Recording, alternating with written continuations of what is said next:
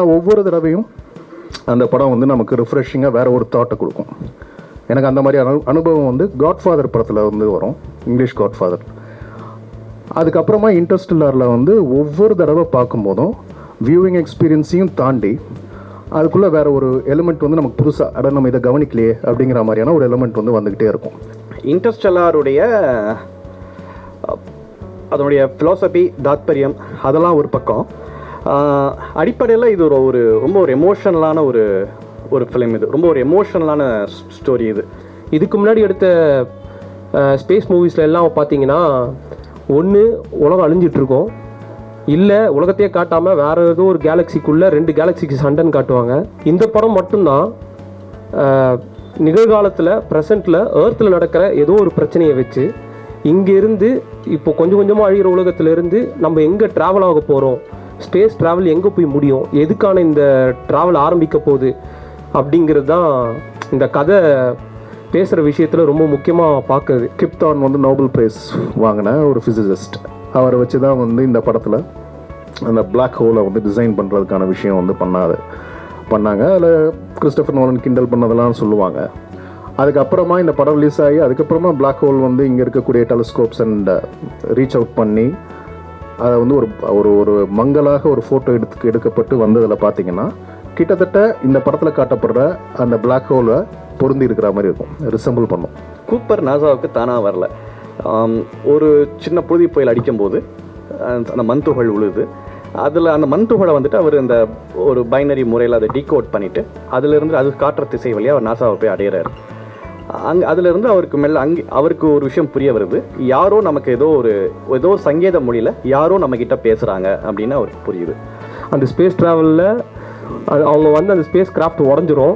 இப்போ அதில் டாச் பண்ணி அதை காப்பாற்றணுங்கிற அந்த ஹை மொமெண்ட்டுங்கிறது வந்து எக்ஸ்ட்ராடர். அந்த இடத்துல கூட ஒரு ஹை மொமெண்ட்டில் கூட ஃபிசிக்ஸை விட்டு கொடுக்கவே இல்லை. அவர் எங்கே போகிறாருன்னா அந்த வெடித்து சுற்றுற இடத்துல கூட நீ அந்த த்ராட்டில் வந்து மெஷர் பண்ணுன்னு சொல்லி கமெண்ட் பண்ணுறாரு.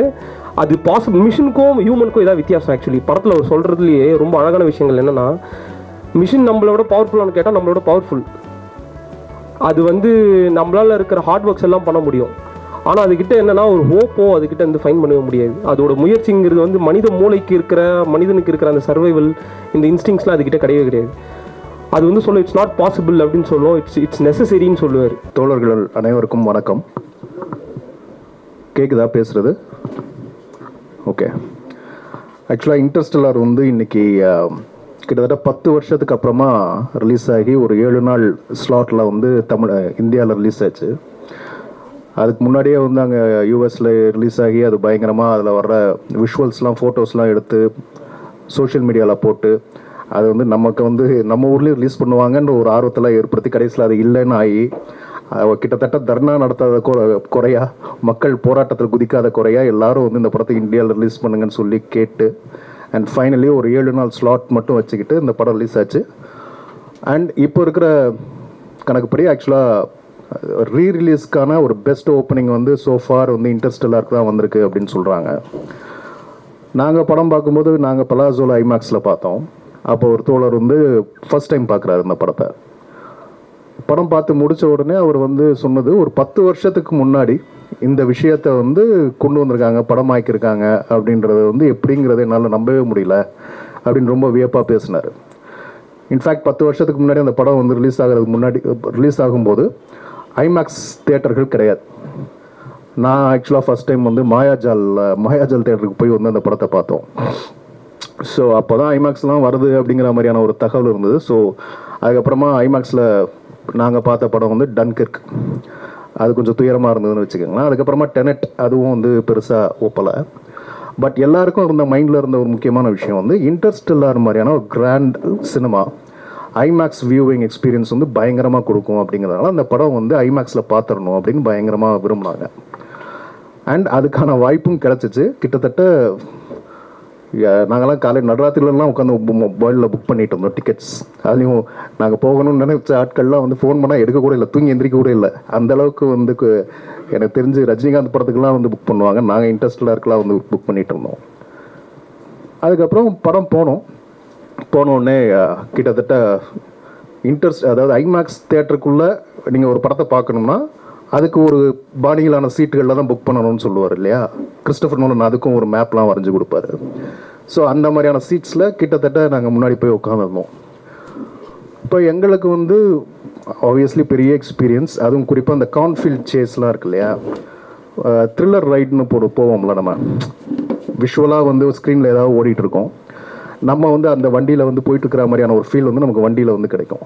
அந்த கான்ஃபீல்ட் சேஸில் நம்ம உட்காந்து பார்க்கும்போது கிட்டத்தட்ட நம்ம உள்ளே விழுந்துடுற மாதிரியான ஒரு ஃபீல் இருக்கும். அதுக்கப்புறம் ஸ்பேஸில் போகும்போது அந்த விஷுவல் ட்ரீட்லாம் வந்து பயங்கரமாக ஒர்க் அவுட் ஆகிருந்தது.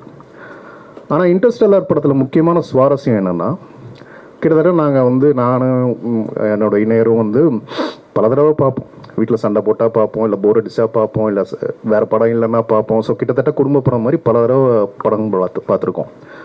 ஆனால் ஒவ்வொரு தடவையும் அந்த படம் வந்து நமக்கு ரிஃப்ரெஷிங்காக வேறு ஒரு தாட்டை கொடுக்கும். எனக்கு அந்த மாதிரி அனுபவம் வந்து காட்ஃபாதர் படத்தில் வந்து வரும், இங்கிலீஷ் காட்ஃபாதர்.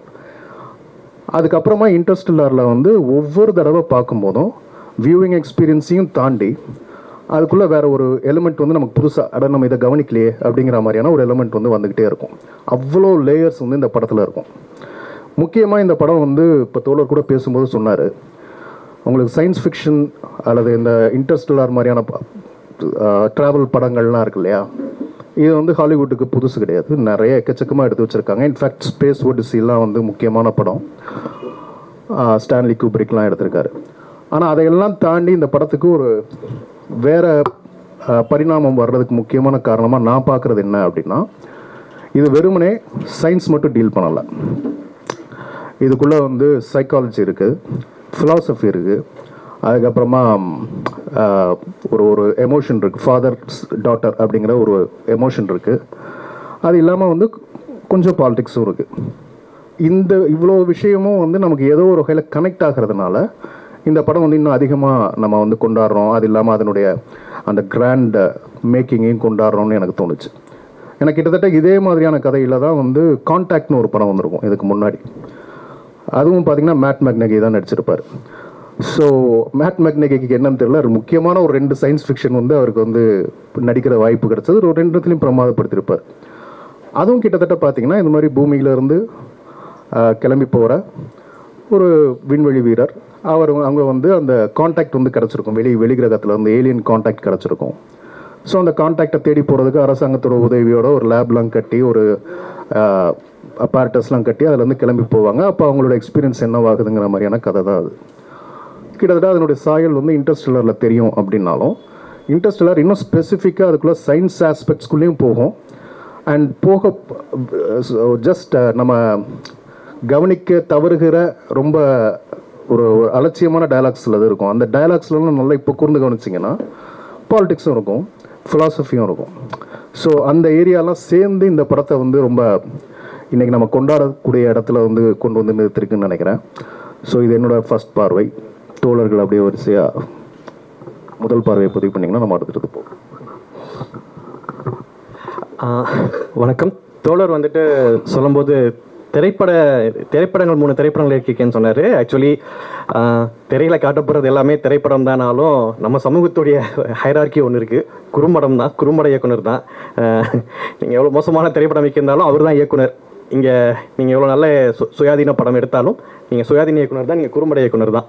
ஸோ குறும்பட இயக்குனர் தான். அந்த இதை ஃபஸ்ட்டு நான் கிளாரிஃபை பண்ணிக்கிறேன். இன்டர்ஸ்டெல்லார் பற்றி அதுக்கு முன்னாடி இன்னொரு ஒரு டிஸ்க்ளைமர். ராஜசங்கீதன் சிறந்த பேச்சாளர், நான் சிறந்த பேச்சாளர் இல்லைன்னு நினைக்கிறேன். ஸோ என்னுடைய உணர்வுகளை முடிஞ்ச வரைக்கும் நான் சிறப்பாக பகிர முயற்சி பண்ணுறேன். இன்டர்ஸ்டெல்லார் அப்படிங்கும்போது அந்த தலைப்பிலே அது என்ன சொல்லுது அப்படிங்கும்போது, ஸ்டெல்லார்னா நட்சத்திர தொகுப்பு, நட்சத்திர தொகுதிகள், கேலக்சின்னு புரிஞ்சுக்கலாம். இன்டர்ஸ்டெல்லார் கேலக்சிகளுக்கு இடையிலான ஸ்பேஸ், அந்த inter space between galaxies. So இந்த ஸ்பேஸில் தான் கதை நடக்குது. பெரும்பகுதி கதை அந்த வார்ம் ஹோல்லையும் அந்த பிளாக் ஹோல்லையும் தான் பெரும்பகுதி கதை நடக்குது. ஸோ அதுதான் இன்டர்ஸ்டெல்லார் அப்படின்றது. ஆக்சுவலி ரொம்ப டீப்பாக போகிறதுக்கு முன்னாடி தோழர் சொன்ன மாதிரி முதல் பார்வை அப்படின்றது பகிரணும்னா, இன்டர்ஸ்டெல்லாருடைய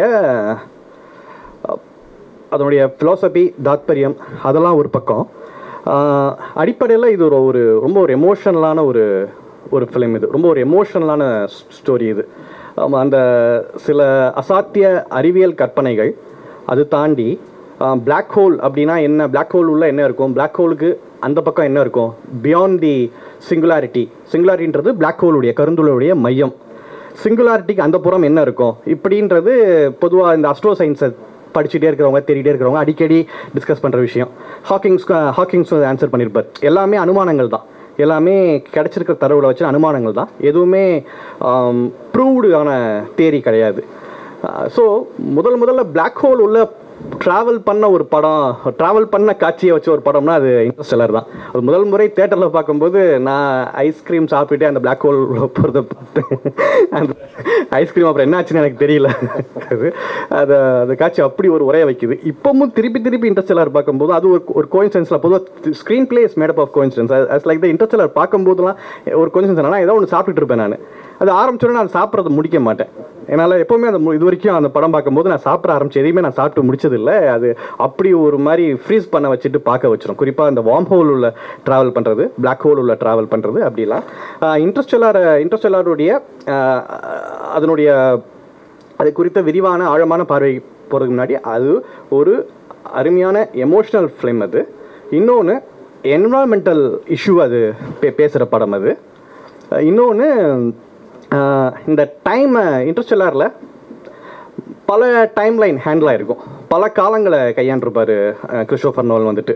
இது அப்புறம் அதனுடைய ரொம்ப முத்தாய்ப்பான விஷயம், அதை நம்ம அடுத்தடுத்த பார்வையில் பகிரலாம். அப்படி தோழர்களுக்கு வணக்கம். நானும் குறும்பட இயக்குனர் தான், அதை பதிவு பண்ணிடுறோம்.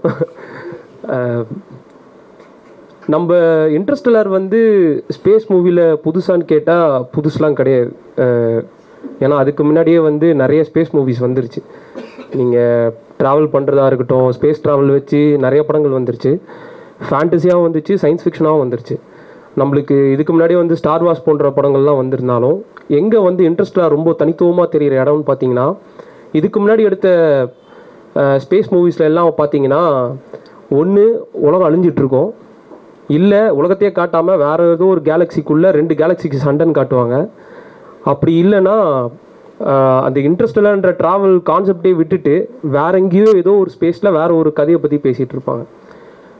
இந்த படம் மட்டும்தான் நிகழ்காலத்தில் ப்ரெசண்ட்டில் ஏர்த்தில் நடக்கிற ஏதோ ஒரு பிரச்சனையை வச்சு இங்கேருந்து இப்போ கொஞ்சம் கொஞ்சமாக அழிகிற உலகத்திலேருந்து நம்ம எங்கே ட்ராவல் ஆக போகிறோம், ஸ்பேஸ் ட்ராவல் எங்கே போய் முடியும், எதுக்கான இந்த ட்ராவல் ஆரம்பிக்க போகுது அப்படிங்கிறது தான் இந்த கதை பேசுகிற விஷயத்தில் ரொம்ப முக்கியமாக பார்க்குறது. மற்ற ஸ்பேஸ் ட்ராவல் படங்கள்லேருந்து இது ரொம்ப வித்தியாசமாக தெரிகிற இடம் இதுதான். கொஞ்சம் கொஞ்சமாக அழிகிற ஒரு உலகத்திலேருந்து மனிதர்கள் என்ன பண்ண போகிறாங்கன்றது தான் மிகப்பெரிய கேள்வி. தோலை சொன்ன மாதிரி என்வான்மெண்டல் இஷ்யூஸ் பேசுகிறாங்க. என்வான்மெண்டல் இஷ்யூஸ்க்கு பின்னாடி இருக்கிற அரசியலுங்கிறது அதில் தொடப்படலைனாலும் நம்மளுக்கு இப்போ இருக்கிற சூழல்னால நல்லா தெரியுது எதனால் இந்த என்வான்மெண்டல் இஷ்யூஸ் வருது அப்படிங்கிறது வந்து நம்மளுக்கு நல்லாவே தெரியுது. தொடர்ச்சியாக இந்த மாதிரி ஸ்பேஸ் மூவியில் அவர் வந்து இது வரைக்கும் கிராவிட்டின்னு ஒரு படம் வந்திருக்கு, பார்த்துருப்பீங்கன்னு நினைக்கிறேன். அதுவும் ஒரு ஸ்பேஸ் மூவி தான். ஆனால் அதுவும் சர்வைவல் மூவி தான், இதுவும் சர்வைவல் மூவி தான். ஆனால் ரெண்டுத்துக்குமான வித்தியாசங்கள்னு பார்த்தீங்கன்னா, கிராவிட்டி வந்து ஒரு தனிநபரை வந்து எப்படி அந்த ஸ்பேஸ்லேருந்து தப்பிச்சு திருப்பி ஏர்த்துக்கு வராங்கன்றது தான். பட் இந்த கதையில் மட்டும்தான், மற்ற ஸ்பேஸ் மூவியில் கூட சொல்கிறேன், மனிதர்களில் இல்லை மனித சமூகம் இல்லை ஹியூமனிட்டியை காப்பாற்றுற அப்படிங்கிற டேர்மே வந்து இருக்காது ஸ்பேஸ் மூவிஸில். ஸோ இதில் மட்டும்தான் ஹீரோவோட மிகப்பெரிய கோலே வந்து அந்த ஹியூமனிட்டி ப்ராசஸை காப்பாற்றணுங்கிறது தான் அவங்களோட பெரிய கோலாகவே இருக்கும். ஸோ அதை மையமாக வச்சு இவ்வளோ தூரம் ஒரு கதையை நரேட் பண்ணி எடுத்துகிட்டு போகிறதுங்க வந்து ரொம்ப அசாத்தியமான ஒரு செயல்முறை தான் தெரியுது. இன்னொன்று என்னென்னா, நீங்கள் கதையை வந்து ஒரு கோடில் லைன் பண்ணோன்னா இது வந்து நம்ம சொல்கிற மாதிரி ரொம்ப ஆதி காலத்து ஒரு கதை. எமோஷனாகவே சொல்லணும்னா ஒரு அப்பா பொண்ணுக்கு இருக்கிற ஒரு பாசம் லவ்வை வச்சு தான் ஸ்டோரி நம்ம ஊரில் நிறைய வந்துருச்சு. ஆனால் நம்மளுக்கும் இன்னொருத்தவங்களும் இந்த ஒரு குறிப்பிட்ட லைன் எடுத்து படம் பண்ணுற அந்த விரிவாக்கம்ங்கிறது வந்து நீங்கள் அதை சயின்ஸோட கம்பேர் பண்ணுற விஷயங்கள் வந்து பியாண்ட் த லிமிட் மாதிரி தெரியுது. படமே வந்து பார்த்தீங்கன்னா இப்போ இந்த செட்டப் வந்து பார்த்தீங்கன்னா ஏர்த்தில் நடக்கிற செட்டப்பே கிடையாது. ஏதோ ஒரு கேலக்சியில் அப்பா பொண்ணு எங்கே சேர போகிறாங்கன்ற அந்த லவ் வந்து இவ்வளோ அழகாக சயின்ஸ் ஸ்கூலில் இவ்வளோ எமோஷனாக காட்டுறது, இன்னும் பல வர எமோஷன்களை காட்டி இதை பில்ட் பண்ணது வந்து ரொம்ப பெரிய விஷயமா பார்க்குறேன். அப்படியே யாரும் பேசினாங்க. அதுவும் குறிப்பாக வந்து இந்த படம் இந்த தோழர்கள் எல்லாரும் பார்த்துருப்பீங்கன்னு நினைக்கிறேன். பார்த்துருக்கீங்களா? பார்த்துட்டீங்களா? பார்க்காதவங்க யாராவது இருக்கீங்களா தோழர்? ஓகே.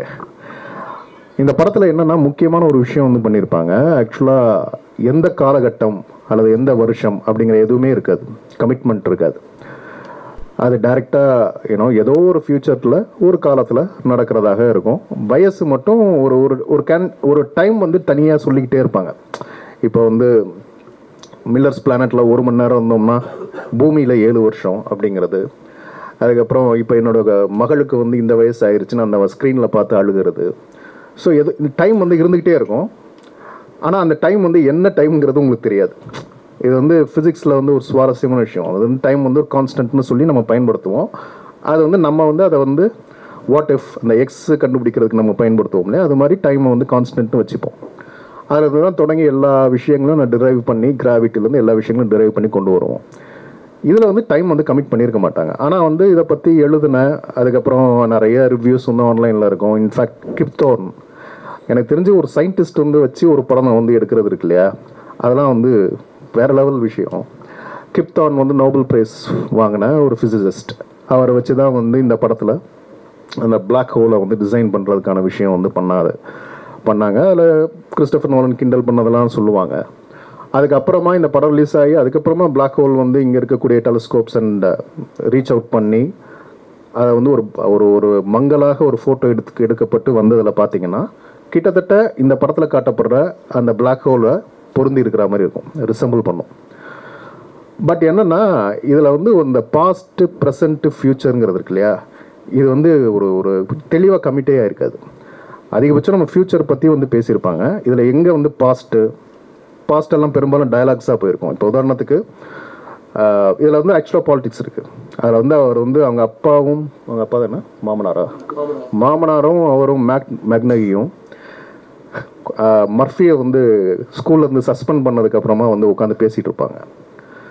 அப்போ வந்து அவங்க மாமனார் வந்து ஒரு முக்கியமான விஷயம் சொல்லுவார். மாமனாரும் சரி, ஸ்கூல்லேயும் வந்து அந்த விஷயம் வந்து பேசுவாங்க. போன நூற்றாண்டில் அதிகமான excess and over productivity excess வந்து அதிகமாக இருந்தது. அதிக உற்பத்தியும் அதிக நுகர்வும் இருந்துச்சு. அதனால தான் நம்ம நாசமாக போனோம். அது வந்து திரும்ப ரிப்பீட் பண்ணக்கூடாதுங்கிற மாதிரி சொல்லியிருப்பாங்க. அதே மாதிரி இவர் வந்து பார்த்திங்கன்னா மாமனார் வந்து சொல்லுவார், நான்லாம் வந்து வளர்ந்த காலத்துலலாம் வந்து பார்த்திங்கன்னா தினமும் ஒரு கேஜெட் கண்டுபிடிப்பாங்க, தினமும் ஒரு இன்வென்ஷன் நடக்கும், அப்படியே கிறிஸ்மஸ் மாதிரி இருக்கும், ஒவ்வொரு நாளும் ஒவ்வொரு புது விஷயம் வந்துக்கிட்டே இருக்கும். அதெல்லாம் இன்றைக்கி இல்லை, நம்ம வந்து விவசாயம் பார்த்துட்டு இருக்கோம் அப்படின்வாங்க. ஸோ இது என்னென்னா இந்த இப்போ வந்து ஆக்சுவலாக நீங்கள் ப்ராபப்ளி டெக்னாலஜிக்கலாக வந்து ஃபாலோ பண்ணுறீங்க அப்படின்னா இப்போ நடந்துட்டு இருக்கிறத 4th இண்டஸ்ட்ரியல் ரெவல்யூஷன் சொல்கிறாங்க. அதாவது டெக்னாலஜிக்கலாக கடுமையான வளர்ச்சி வந்து நடந்துகிட்டு இருக்கு.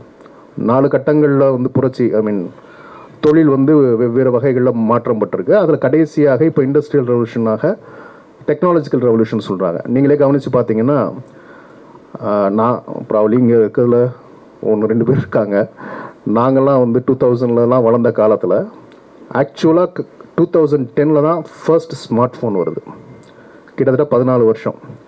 14 வருஷத்தில் சேஞ்சஸ் இருக்கு இல்லையா, பயங்கரமான சேஞ்சஸ். 2009 வரைக்கும் பிளாக்பெரி தான் வந்து ஒரே ஃபோன். அதில் நீங்கள் அதிகபட்சம் இமெயில் பண்ணலாம். அதுக்கப்புறம் ஸ்மார்ட் ஃபோன் வந்து இவர் கொண்டு வரார், ஸ்டீவ் ஜாப்ஸ் கொண்டு வரார். அதில் வந்து உங்களுக்கு இமெயில் பண்ணலாம், இன்டர்நெட் ப்ரௌஸ் பண்ணலாம். அதுக்கப்புறமா வெவ்வேறு வடிவங்களை இப்போ வந்து ஷாப்பிங் வந்துருச்சு. மொபைலில் வந்து நீங்கள் ஆர்டர் பண்ணி பொருட்கள் வாங்கலாம். நாங்கள்லாம் வந்து ஜொமேட்டோ இதெல்லாம் அந்த மாதிரி ஃபுட் ஆர்டர் ஆப்ஸ்லாம் வரும்போது எப்படி ஒரு மனுஷன் வந்து போய் ரோட்டில் போய் சாப்பிடாம இல்லை கடைக்கு போய் ஹோட்டலில் சாப்பிடாம மொபைலில் ஆர்டர் பண்ணி எவனாவது சாப்பிடுவானா அப்படின்லாம் கேட்டிருக்கோம்.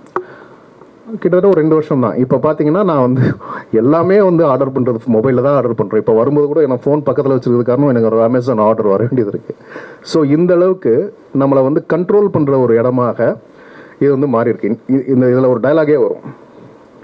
இவங்க வந்து போயிட்டு அந்த இந்தியன் ட்ரோன் வந்து பறக்கும் இல்லையா, அதை போயிட்டு வந்து கேப்சர் பண்ணிட்டு கொண்டு வந்துட்டு அதில் இருக்கிற அந்த இன்ஜினோ சம் இன்ஸ்ட்ருமெண்ட் உள்ளே இருக்கிற எந்திரத்தை எடுத்து டிராக்டருக்கு பொருத்துவார்.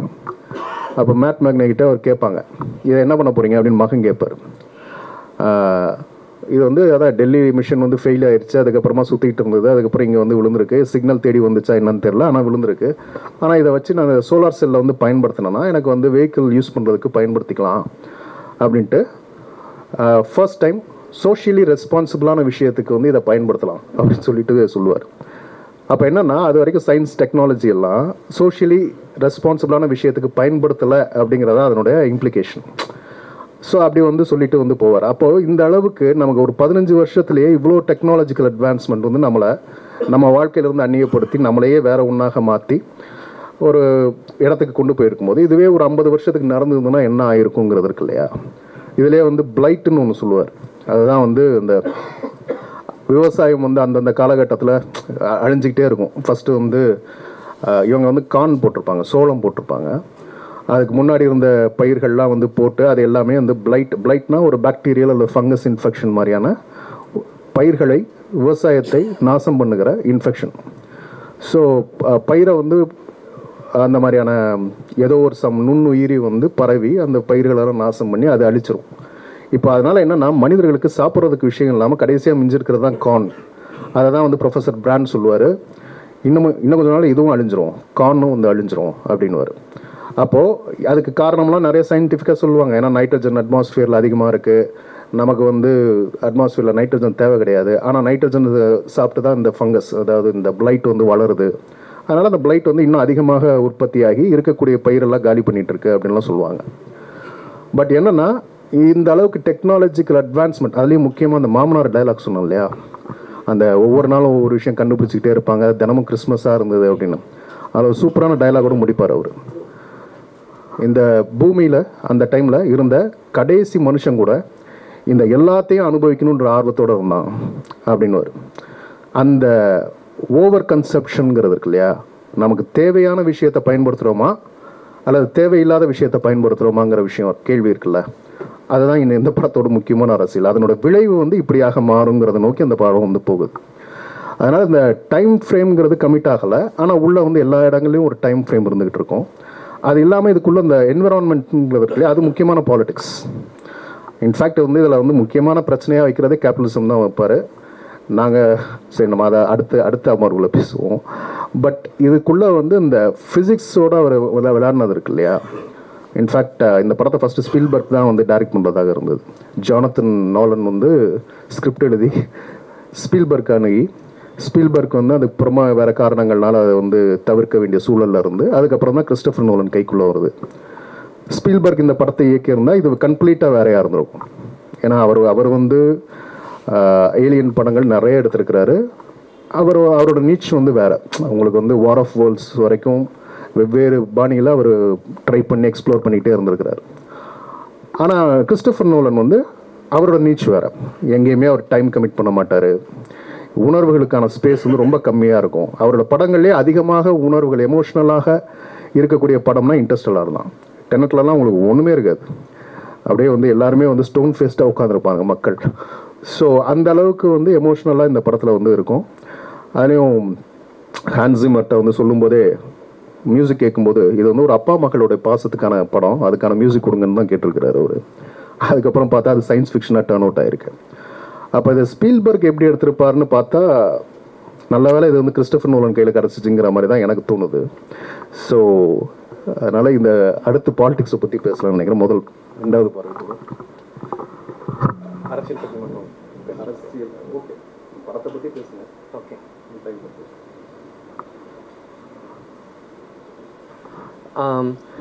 நீங்கள் ஐமேக்ஸ் பார்த்தீங்களா? இல்லை, பார்க்கல.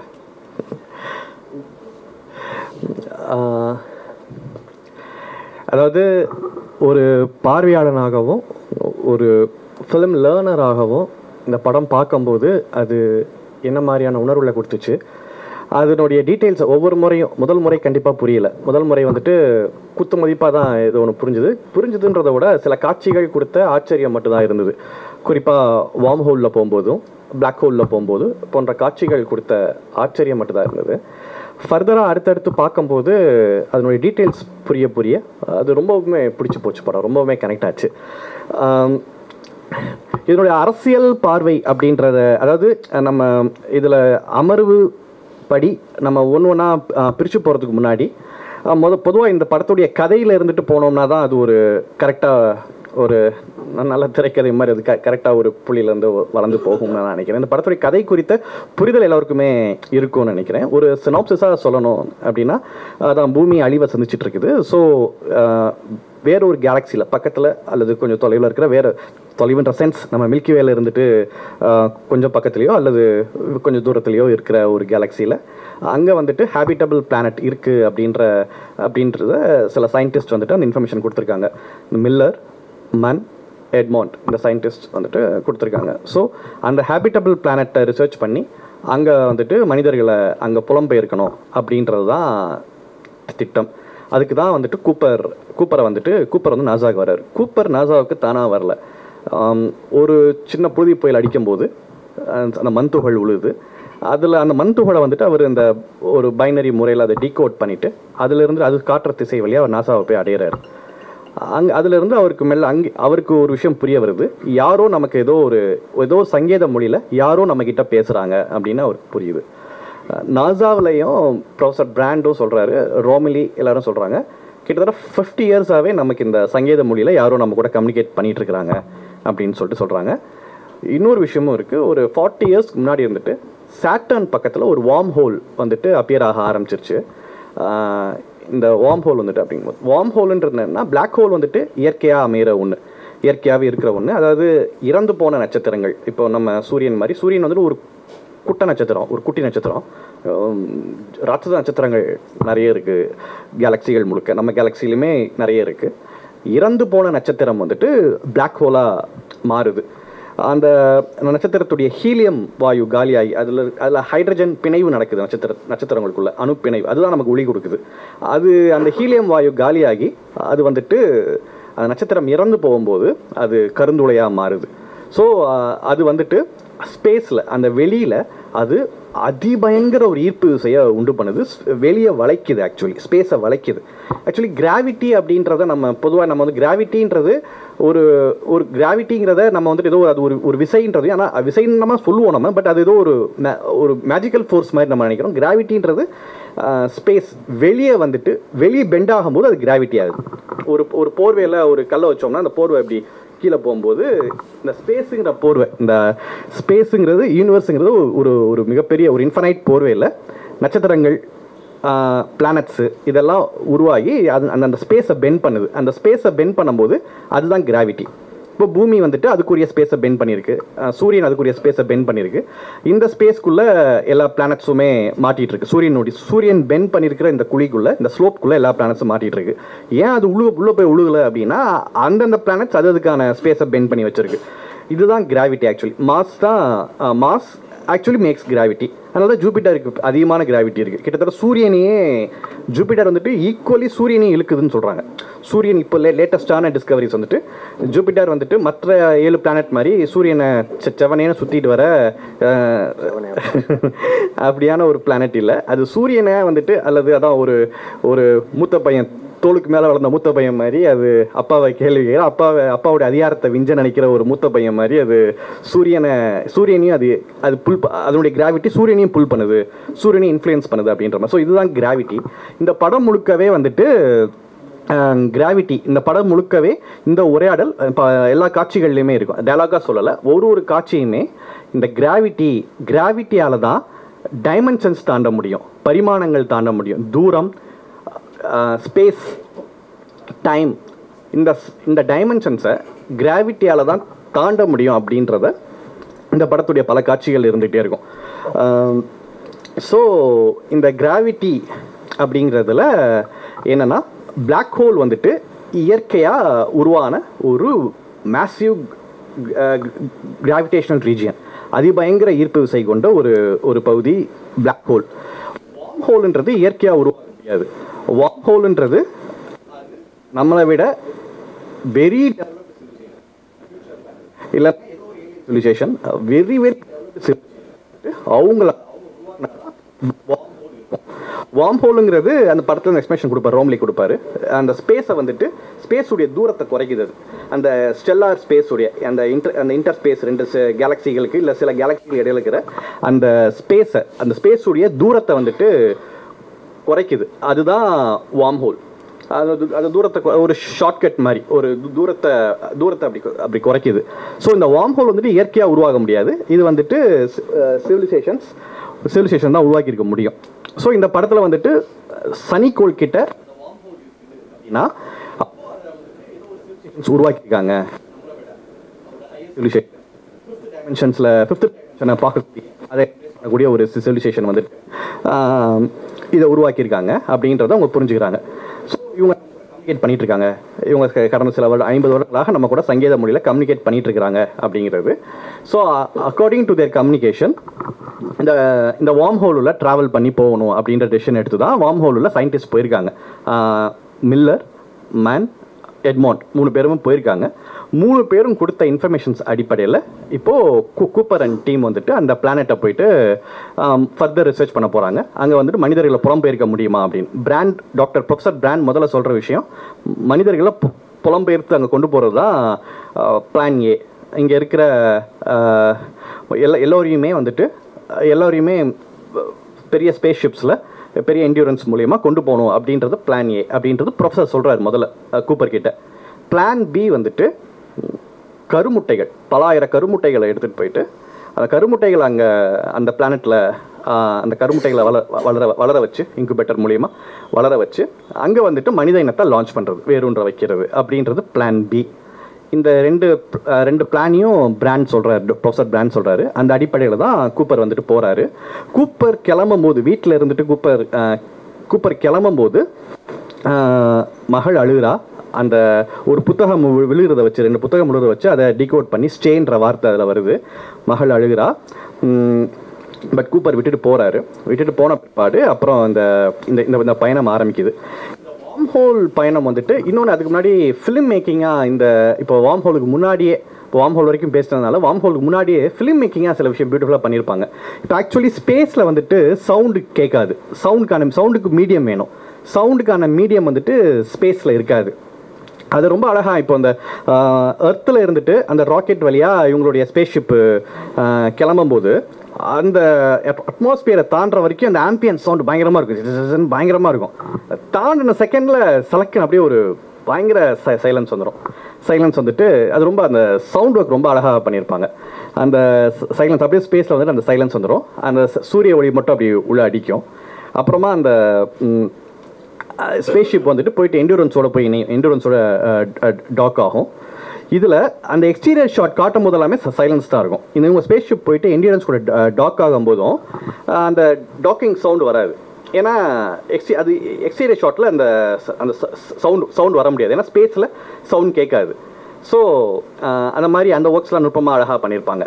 அப்புறமா உள்ளுக்குள்ளே வந்துட்டு அந்த என்டூரன்ஸ் அது வந்து பயங்கரமாக சுற்றிட்டு அது ஒரு மினிமல் கிராவிட்டியை உண்டு பண்ணிடுது. ஸோ என்டூரன்ஸ்குள்ளே இவங்களால நடக்க முடியுது, உட்கார முடியுது, பொருட்களை எடுக்க முடியுது, அதெல்லாம் செய்ய முடியுது. ஸோ இதுக்கப்புறம் வந்துட்டு இவங்க மெல்ல அந்த வார்ம் ஹோல் கிட்ட போகிறாங்க. சாட்டன் கிட்ட இருக்க வார்ம் ஹோல் கிட்ட போகிறாங்க. மார்ஸை தாண்டி இடையில பிராண்ட் வந்துட்டு மீட் பண்ணுவார், கூப்பர் ஃபேமிலியை மீட் பண்ணுவார். இப்போ அவங்க எங்கே வரணும், இந்நேரம் மார்ஸை தாண்டி போயிட்டுருப்பாங்க அப்படின்னு சொல்லுவார். அப்புறம் அவங்க சாட்டன் கிட்ட போகிறாங்க. அந்த வார்ம் ஹோல் உள்ள நுழைகிறாங்க. அந்த காட்சியெலாம் ரொம்ப பிரமாதம். அதாவது வார்ம் ஹோல் வந்துட்டு இது வரைக்கும் கற்பனை தான். இது வரைக்கும் அது வந்துட்டு ப்ரூவன் கிடையாது. பிளாக் ஹோலுக்கு வந்துட்டு நிறைய பிளாக் ஹோல்ஸை பார்க்க ஆரம்பிச்சிட்டாங்க. ஐன்ஸ்டீன் வந்துட்டு E=mc² டெரைவ் பண்ண பிறகு ப்ரெடிக்ஷனாக சொன்னார், கண்டிப்பாக பிரபஞ்சத்தில் கருந்துளைகள் இருக்கும், கருந்துளைகள் ஒரு கேலக்ஸி மையத்தில் கருந்துளைகள் இருக்கும் அப்படின்றத ஐன்ஸ்டீன் சொன்னார். பிற்பாடு ஐன்ஸ்டீன் அனுமானமாக சொன்னார். இன்னைக்கு டிஸ்கவரிஸில் நிறைய பிளாக் ஹோல்ஸை கண்டுபிடிக்க ஆரம்பிச்சிட்டாங்க. ஒரு பிளாக் ஹோலாக கண்டுபிடிக்க ஆரம்பிச்சிட்டாங்க. வார்ம் ஹோல்ன்றது ஒரு கற்பனை மட்டும்தான். அது இது வரைக்கும் எங்கேயுமே எதுவும் பார்க்கல, எதுவும் இல்லை, ஒரு கற்பனை மட்டும்தான்.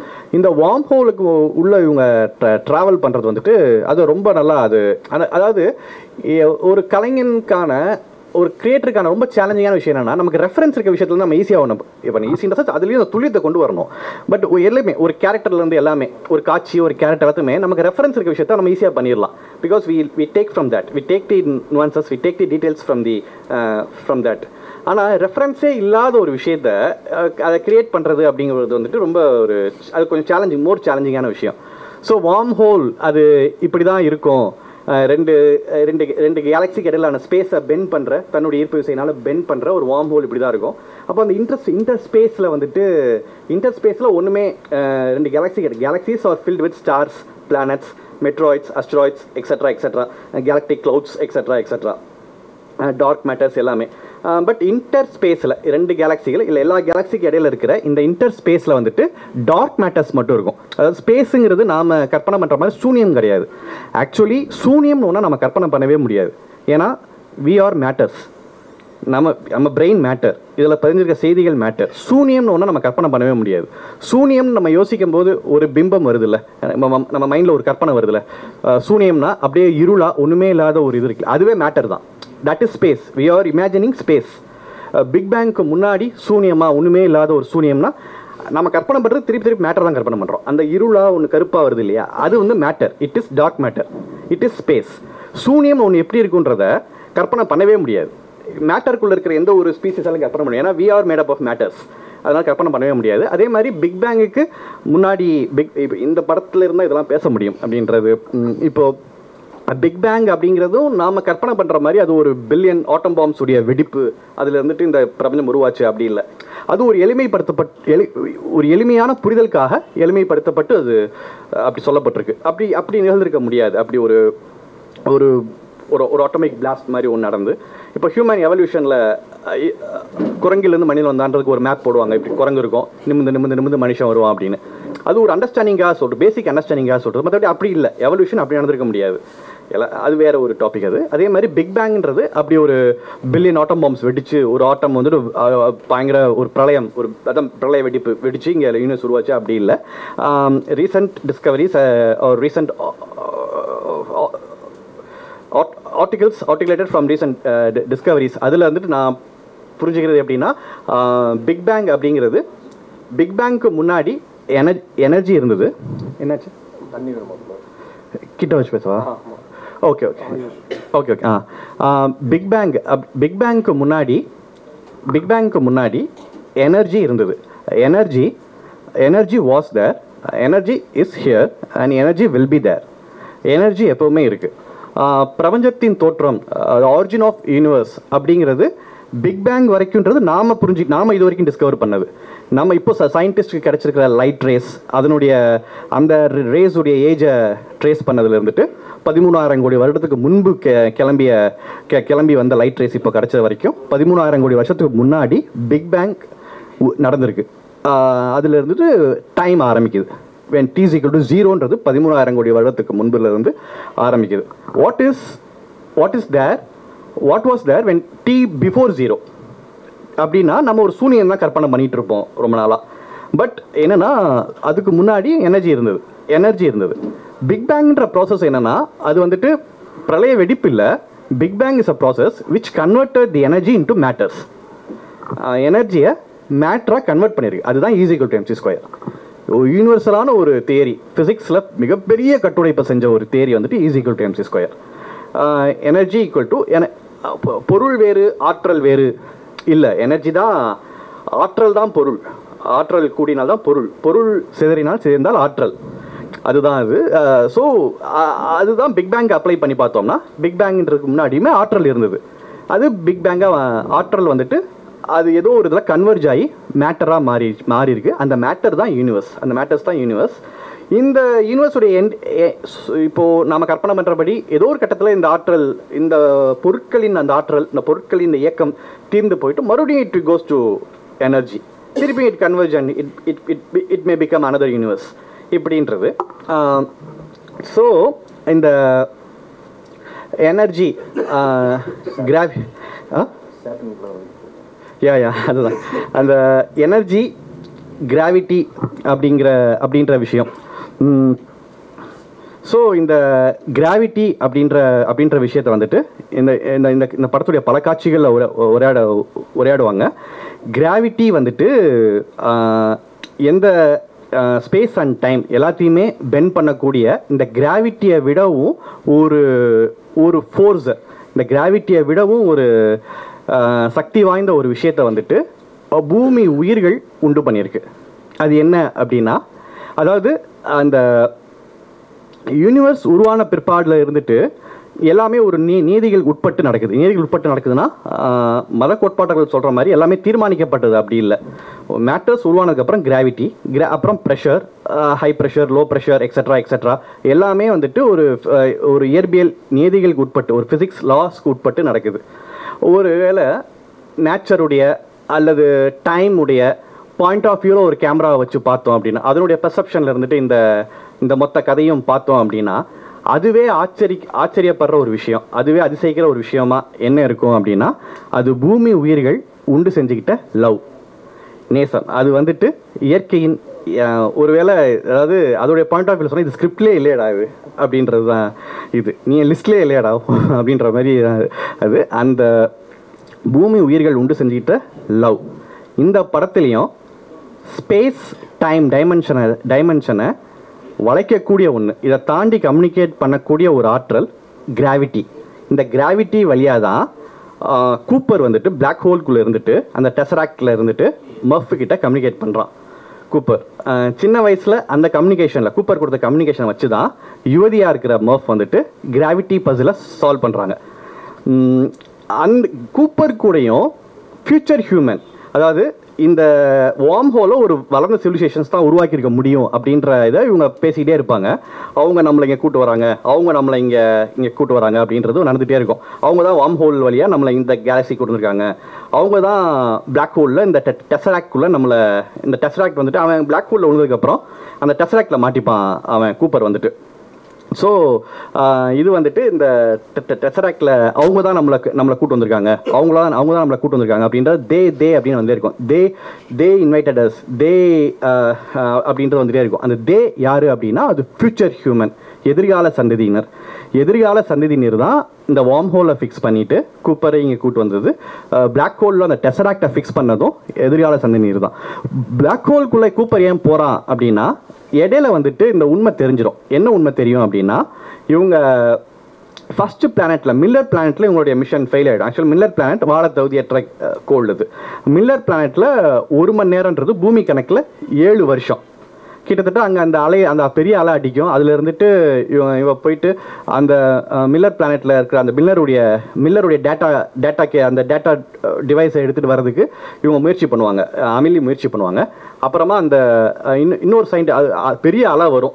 அந்த பிளானட்டுடைய கிராவிட்டினால அந்த அலை வந்துட்டு ரொம்ப மெதுவாக வரும், நம்ம கடல் அலையோட இல்லாமல் மெதுவாக வரும். ஸோ அதுலேருந்து எஸ்கேப் ஆகி போகும்போது அந்த இன்னொரு சயின்டிஸ்ட் இறந்துட்டு இவங்களாம் அப்புறமா தப்பிச்சு வருவாங்க. ஸோ அந்த பிளானெட்டில் வந்துட்டு அந்த பிளானெட்லேயே இவங்க 3 மணி நேரம் ஸ்பெண்ட் பண்ணியிருப்பாங்க. இது வந்துட்டு அந்த பிளானெட்டில் 3 மணி நேரம்ன்றது பூமி கணக்கில் 21 வருஷம். 23 வருஷம் நான் காத்திருந்தேன் அப்படின்னு ஒரு ஸ்பேஸ் ஷிப்பில் ரோமிலி சொல்லுவார் என்டூரன்ஸில். அப்போது 3.25 மணி நேரம் அவங்க இருந்திருக்காங்க. 3 மணி நேரம் 15 நிமிஷம் அந்த பிளானட்டோடைய கணக்கில் அவங்க அங்கே இருந்திருக்காங்க.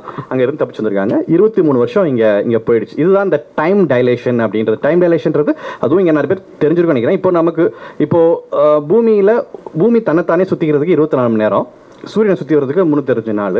இப்போ ஜூபிட்டர் வந்துட்டு தன்னைத்தானே சுற்றிக்கிறதுக்கு 10 நாள் நினைக்கிறேன். ஜூபிட்டர், சனி வந்துட்டு 11 நாள் நினைக்கிறேன். இப்போ இங்கே இருக்கிற, இப்போ எனக்கு இவருக்கு ஒரே வயசு அப்படின்னா, இப்போ நான் வந்துட்டு என்னை கொண்டு போய் ஜூபிட்டரில் விட்டுட்டாங்க அப்படின்னா, நான் ஜூபிட்டரில் 5 வருஷம் இருந்து வரேன் அப்படின்னா, பூமி கணக்கில் அது வந்துட்டு ஒரு 25, 30, 40 வருஷம் ஆயிருக்கு. நான் அவரோட ரொம்ப ஜூனியராக இருப்பேன். அவர் எனக்கு தாத்தாவாக இருப்பார். ஸோ இதுதான் இந்த டைம் டைலேஷன். அந்த ஒரு பிளானெட்டில் ஒரு இடத்துல உள்ளபடி ஸ்பேஸில் வந்துட்டு டைம் ரொம்ப ஸ்லோவாக இருக்கும். ஏன்னா ஸ்பேஸ் வந்து எந்த கிராவிட்டிக்கும் உட்படலை. ஒரு பிளானெட்லேயும் ஒரு டைம் இருக்கும். அது தன்னுடைய நட்சத்திரத்தில் இருந்து அது எவ்வளோ தூரத்தில் இருக்குது, அது அதன்படி தான் தன்னைத்தானே சுற்றிக்குது. அதே மாதிரி தன்னுடைய நட்சத்திரத்தை சுற்றுது. இதன்படி இந்த டைம் டைலேஷன் ஒரு பிளானெட்டில் ஒரு மாதிரி இருக்கும். இப்போ அந்த கேலக்சியில், இவங்க போயிருக்க கேலக்சியில் இருக்கிற மில்லர் பிளானெட்டில் 1 ஹவருங்கிறது பூமி கணக்கில் 7 இயர்ஸ். ஸோ இப்போ அந்த பிளானெட்டில் வந்துட்டு இவங்க மிஷன் ஃபெயில் ஆகிடுது. அந்த பிளானட் வந்துட்டு வாழ தகுதியற்ற கோள். அதன் பிற்பாடு மில்லர் பிளானெட்டில் இருந்துட்டு மன்ஸ் பிளானெட்டுக்கு போகிறாங்க. மண் வந்துட்டு தப்பான டேட்டா கொடுத்துருப்பாரு. ஏன்னா அவர் ரொம்ப வருஷமாக அங்கே இருக்காரு. அவருக்கு அந்த பயம், தனிமை, இதில் வந்து தப்பான டேட்டா கொடுத்து இவங்களை அங்கே வர வச்சிருப்பாரு. சயின்டிஸ்ட் மண் வந்துட்டு அங்கே போய் அதுவும் வாழ தகுதியற்ற கிரகம். ஏன்னா அந்த கோளில் ஒரு பிரச்சனைனா அங்கே வந்துட்டு ஆக்சிஜன் கிடையாது. It is filled with ammonia. Ammonia தான் அங்கே இருக்கும், ஆக்சிஜன் கிடையாது. ஸோ அதுவுமே வாழ தகுதியற்ற கோள்.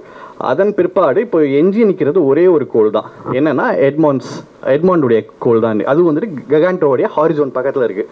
இது எல்லாமே மூணுமே கிட்டத்தட்ட ககாண்டோ பக்கத்தில் தான் இருக்குது. ஸோ இந்த இடத்துல வந்துட்டு ரெண்டு விஷயம். கூப்பருக்கு வந்துட்டு ரோமிலி முதலே சொல்லியிருப்பாரு, அதாவது பிராண்ட் இறந்து போகிறதுக்கு முன்னாடி மர்ஃப் கிட்ட ஒரு விஷயம் சொல்லுவார், இந்த மாதிரி பிளான் ஏன்றது இட்ஸ் அ ஷாம். அது வந்துட்டு சும்மா எல்லாரையுமே மனிதர்கள் எல்லாரையுமே மொத்த மனித இனத்தையும் புலம்பெயர்ந்து இன்னொரு கோளில் வாழ வைக்க முடியாது. அது வந்துட்டு நான் உங்ககிட்ட போய் சொல்லியிருக்கேன், அது வந்து கிடையாது. பிளான் பி மட்டும்தான் பர்பஸ் அப்படின்றத இவர் சொல்லியிருப்பார். பிராண்ட் வந்துட்டு மர்ஃப் கிட்ட சொல்லுவார். மர்ஃப் வந்துட்டு அதை கன்வே பண்ணிவிடுவாங்க. கன்வே பண்ணப்பறம் அது அங்கே ப்ளே ஆகும்போது எல்லாரும் பார்ப்பாங்க. பார்த்த பிற்பாடு எல்லாருக்குமே அதிர்ச்சியாக இருக்கும்போது அப்போது இவன் மண் சொல்லுவான், இல்லை இந்த மாதிரி கிராவிடேஷன் பசிலை வந்துட்டு அவரால் சால்வ் பண்ண முடியல, ஏன்னா கிராவிடேஷன் பசிலை சால்வ் பண்ணுறதுக்கு நமக்கு இன்னமும் டேட்டாஸ் அதிகமாக வேணும் அப்படின்றத சயின்டிஸ்ட் மன் சொல்லுவார். ஸோ டேட்டாஸ் அதிகமாக வேணும் அப்படின்னா அப்போ அவன் ரோமிலி அப்போ சொல்லுவான், இந்த மாதிரி பிளாக் ஹோலுடைய சிங்குலாரிட்டியை போய் அடைஞ்சோம்னா ஒருவேளை நமக்கு சில டேட்டாஸ் இந்த கிராவிட்டி பசில் சால்வ் பண்ணக்கூடிய சில டேட்டாஸ் கிடைக்கக்கூடும். பட் அங்கே போக முடியாது, சிங்குலாரிட்டி கிட்ட போக முடியாது. எந்த ஒரு மேட்டருமே எந்த ஒரு ஆப்ஜெக்ட்டுமே சிங்குலாரிட்டிக்குள்ளே போக முடியாது அப்படிங்கிறத இவன் சொல்லுவான், ரோமிலி சொல்லுவான். ஸோ இப்போது இந்த பயணத்தில் மில்லர்ஸ் பிளானட்டில் அசைன்மெண்ட் ஃபெயில் ஆகிடுச்சு, மிஷன் ஃபெயில் ஆகிடுச்சு. Miller's planet is not a habitable planet. Mann's பிளானட்டில் மண் தப்பான டேட்டா கொடுத்துருக்காரு, it is not a habitable planet. இதில் நடக்கிற போராட்டத்தில் மண் இறந்துருவார், அப்புறம் ரோமிலி இறந்துருவார், அதெல்லாம் நடக்கும். அப்புறம் கடைசியாக ககாண்டோ பக்கத்தில் வந்ததுக்கப்புறம் ககாண்டோடைய ஹாரிசோனில் மாட்டிப்பாங்க. ஈவெண்ட் ஹாரிசன் அப்படின்றது ஒரு பிளாக் ஹோல், கருந்துளையை சுற்றி இருக்கிற கருந்துளையை சுற்றி அதனுடைய பவுண்ட்ரிஸ் தான் ஈவெண்ட் ஹாரிசன். சிங்குலாரிட்டின்றது ஒரு கருந்துளைய மையம், எங்கே வந்துட்டு உச்சகட்ட ஈர்ப்பு விசை, த மோஸ்ட் மேசிவ் கிராவிட்டி அங்கே தான் ககாண்டோடைய எனி பிளாக் ஹோலுடைய மையத்தில் இருக்கக்கூடியது. ஸோ இவங்க வந்துட்டு அந்த ககாண்டோடைய இதுக்கு வந்துடுவாங்க, அதனுடைய ஈவெண்ட் ஹரைசன் வந்துடுவாங்க, அந்த பவுண்ட்ரிக்கு வந்துடுவாங்க. வந்த பிற்பாடு அதில் இருந்துட்டு இப்போது ரெண்டு டிசிஷன் எடுப்பான் கூப்பர் வந்துட்டு. ஒன்று, ரொமிலி சொன்ன மாதிரி அவனுக்கு ஒருவேளை பிளாக் ஹோலுடைய சிங்குலாரிட்டியை போய் அடைஞ்சோம்னா இந்த கிராவிட்டி பசிலை சால்வ் பண்ணுற பாசிபிலிட்டிஸ் கிடைக்கக்கூடும் அப்படின்றது ஒன்று. அவன் முதலே கேட்பான், அமீனிட்ட கேட்பான், இந்த மாதிரி பிளாக் எந்த வழியிலையாவது டைமுக்கு பின்னாடி போக முடியுமா, இவ்வளோ இழப்புகள் நடந்துச்சு டைம் நடக்கணும், இல்லை டைமுக்கு பின்னாடி போக முடியாது, வேறு வேறு டைமென்ஷன்ஸ் தான் நம்ம பார்க்கலாம், தவிர டைம் வந்துட்டு எப்பவுமே ஃபார்வர்டில் தான் போகும், அதுக்கு பின்னாடி போக முடியாது அப்படின்னு இவங்க அமலி சொல்லுவாங்க. ஸோ இவங்க அப்போ இருந்து அந்த ஒரு இது ஆரம்பிச்சிடும், இந்த பிளான் ஏன்றது ஒரு ஷேம் அப்படின்றதும், இவன் குடும்பத்தெல்லாம் விட்டு வந்தது இதெல்லாம் நடக்கும். இந்த இவன் மகள் கூட இருந்திருக்க மாட்டான், மகன் கூட இருந்திருக்க மாட்டான், பேரங்க பிறந்திருப்பாங்க, எதுவும் யாரோட இருந்திருக்க மாட்டான். ஸோ இவனுக்கு பின்னாடி டைமுக்கு பின்னாடி போகலாமா அப்படின்னு ஒரு கேள்வி கேட்பான். அது சாத்தியம் இல்லைன்னு அவங்க சொல்லுவாங்க. இதுக்கு இடையில தான் இந்த பிளான் ஏ ஷேம் அப்படிங்கிறதும், அது வந்துட்டு ஏன் ஷேம் அப்படின்னா கிராவிடேஷனல் பசிலை அவரால் சால்வ் பண்ண முடியல, ப்ரொஃபஸர் பிராண்டால் சால்வ் பண்ண முடியல, நமக்கு போதுமான டேட்டாஸ் இல்லை. ஸோ சிங்குலாரிட்டியை போய் அடைஞ்சோம்னா, பிளாக் ஹோலுடைய சிங்குலாரிட்டியில் போய் அடைஞ்சோம்னா அந்த சில டேட்டாஸ் மூலிமா கிராவிடேஷன் பசிலை சால்வ் பண்ண முடியும், அதுக்கான சாத்தியங்கள் கிடைக்கும்னு ரொமிலி சொல்கிறான். ஸோ இந்த ஒரு ஆர்வம் அவனுக்குள்ளே வந்துடுது கூப்பருக்குள்ளே. அதே மாதிரி ககாண்டோவுடைய பவுண்டரிக்கு வரும்போது ககாண்டோவை முடிஞ்ச அந்த ஸ்பேஸ் ஷிப் அந்த என்டூரன்ஸ் வந்துட்டு ககாண்டோடைய கிராவிட்டிக்குள்ளே மாட்டாமல் போகணும்னா முடிஞ்ச வரைக்கும் அதில் இருக்கிற மாசை குறைக்கணும், அதில் இருக்கிற இதை குறைக்கணும். ஸோ அந்த வகையில் இந்த டார்ஸுடைய ரேஞ்சரும் இவன் உட்காந்துருக்கிற ரேஞ்சரும் ரெண்டுமே தன்னை டிஸ்கனெக்ட் பண்ணிவிட்டு இவங்க பிளாக் ஹோலில் போகிறாங்க. போயிட்டு அந்த அந்த டெசராக்டில் மாட்டின பிற்பாடு தான் இந்த கம்யூனிகேஷன் நடக்குது. அந்த கூப்பர் வந்துட்டு டெசராக்டில் இருந்துட்டு தன்னுடைய மகள் சின்ன பொண்ணு மர்ஃபி கூட கம்யூனிகேட் பண்ணுறான் கூப்பர் வந்துட்டு அந்த டெசராக்டில் இருந்துட்டு. அது ஒரு அழகான ஷாட் இருக்கும். இவன் ஆரம்பத்தில் கிளம்பும்போது அவளை விட்டுட்டு கிளம்பும்போது இவன் ஸ்டேஜ் இவன் கிளம்பும்போது ஒரு புக்கு கீழே விழுகும். அது இவன் வந்துட்டு அது இவன் கூப்பருடைய பாயிண்ட் ஆஃப் வியூல ஜஸ்ட் ஒரு டேரக்டர் பாயிண்ட் ஆஃப் வியூ அதை காட்டிருப்பாங்க. ஜஸ்ட் திரும்பி பார்ப்பான், ஒரு புக்கு விழுகும். இப்போ வந்துட்டு அது கூப்பர் டெஸ்ராக்டில் இருக்க கூப்பருடைய பாயிண்ட் ஆஃப் வியூலேருந்து காட்டுவாங்க. அந்த புக்கு அப்படி கீழே விழுகும். இவன் திரும்பி பார்ப்பான், இவன் கத்துவான், விடாத போ விடாத அப்படின்னு கத்துவான். ஸோ அவன் இங்கே டெஸ்ராக்டில் இருந்துட்டு மர்ஃப் கூட கம்யூனிகேட் பண்ணுறான். இப்போ இதில் என்ன ஒரு பியூட்டினா, இவன் எந்த வகையில் கம்யூனிகேட் பண்ண முடியும் அப்படின்னு இவன் நம்புகிறான் அப்படின்னா, ஃபியூச்சர் ஹியூமனும் எந்த வகையில் இவன் கம்யூனிகேட் பண்ண முடியும் அப்படின்னு நம்புகிறாங்க அப்படின்னா, கிராவிட்டியை விட சக்தி வாய்ந்த ஒரு ஆற்றல் இந்த பிரபஞ்சத்தில் இருக்குது அப்படின்னா, ஸ்பேஸ் டைமை குவான்டிஃபை பண்ணக்கூடிய கிராவிட்டி தான் ஸ்பேஸ் டைம் டைமென்ஷனை தாண்டி குவான்டிஃபை ஆகும். அப்படி கிராவிட்டியை விட ஒரு சக்தி வாய்ந்த ஆற்றல் இருக்குது அப்படின்னா அது லவ், அது அன்பு. இவனுக்கும் மர்ஃபுக்குமான அன்புனால அது சாத்தியப்படும். நம்ம கம்யூனிகேட் பண்ணுறது காலம் தாண்டி தூரம் தாண்டி நம்ம கம்யூனிகேட் பண்ணுறது சாத்தியப்படும் அப்படின்னு நம்புகிறான் கூப்பர். அதன்படி அந்த டெசராக்டில் இருந்துட்டு மர்ஃப் கூட கம்யூனிகேட் பண்ணுறான்.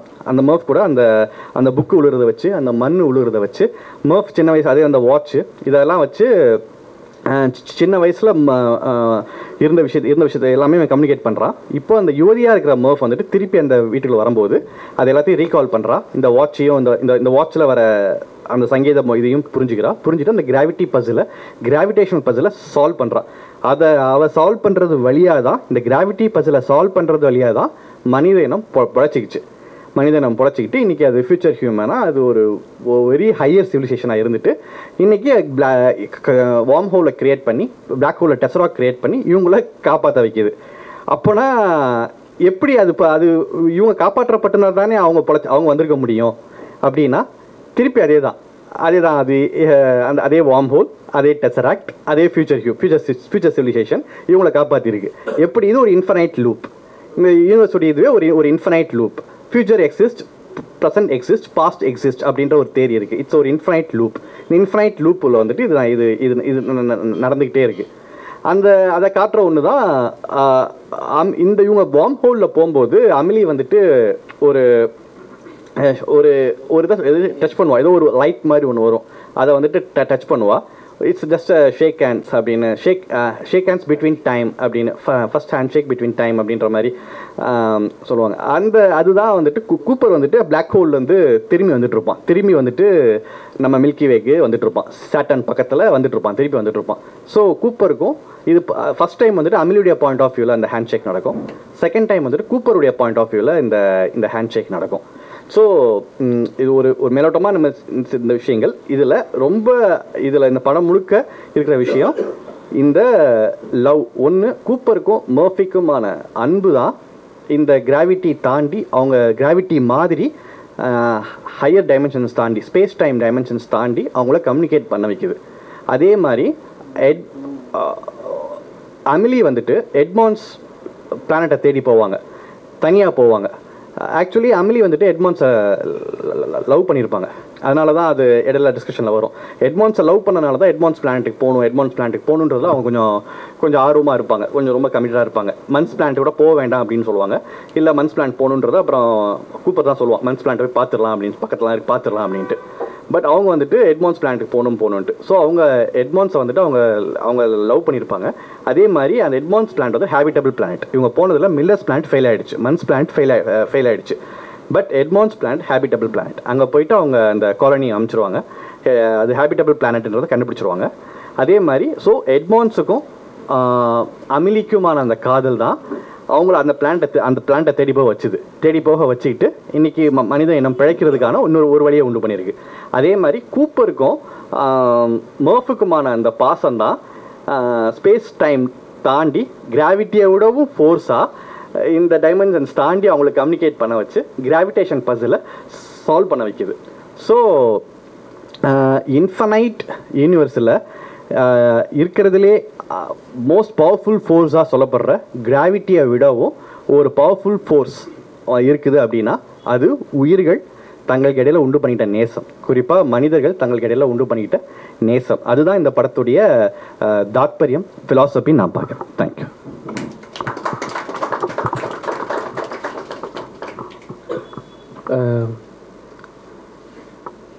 ஒரு படம் உருவாகிறதோட விஷயங்கள் வந்து ரொம்ப அழகானதுன்னு சொல்லுவாங்க.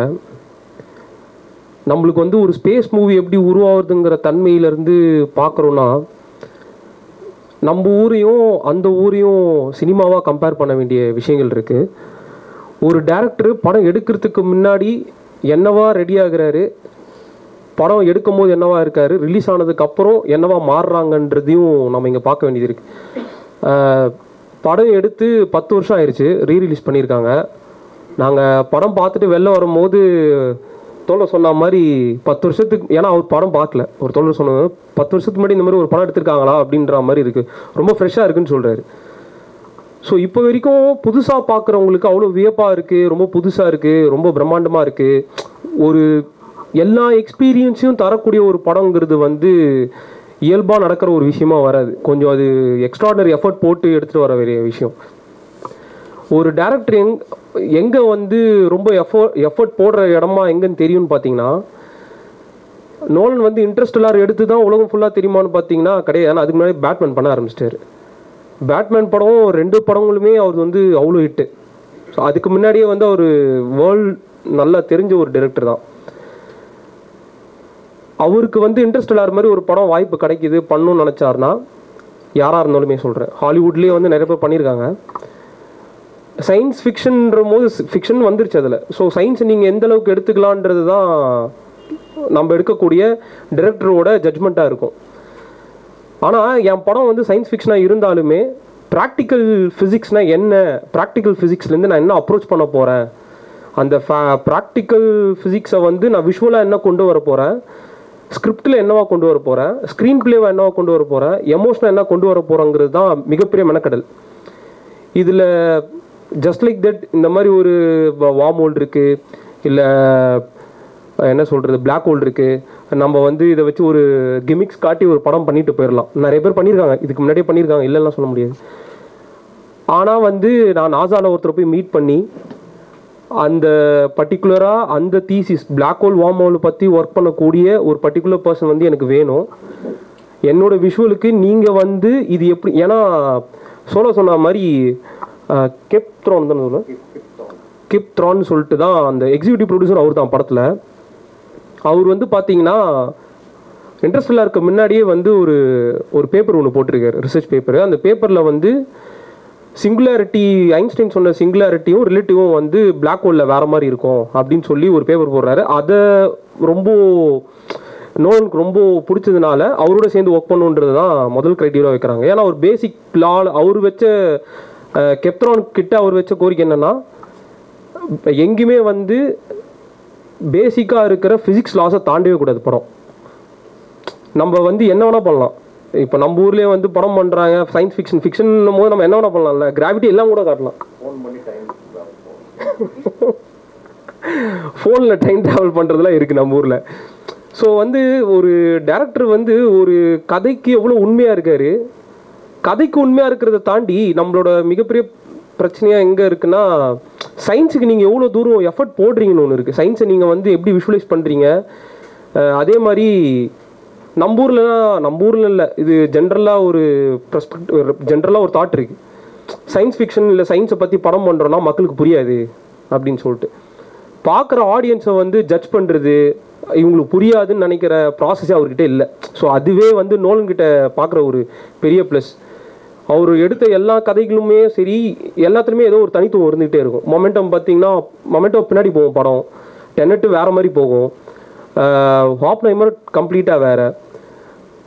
10 வருஷம் கழிச்சு இந்த படம் நிற்கிறதுக்கான நம்மக்கிட்ட இவ்வளோ ஆர்வமாக போய் பார்க்கறதுக்கான விஷயங்கள் அவரோட மெனக்கடல்ன்றது நம்ம மெயினாக பார்க்க வேண்டியது இருக்குது.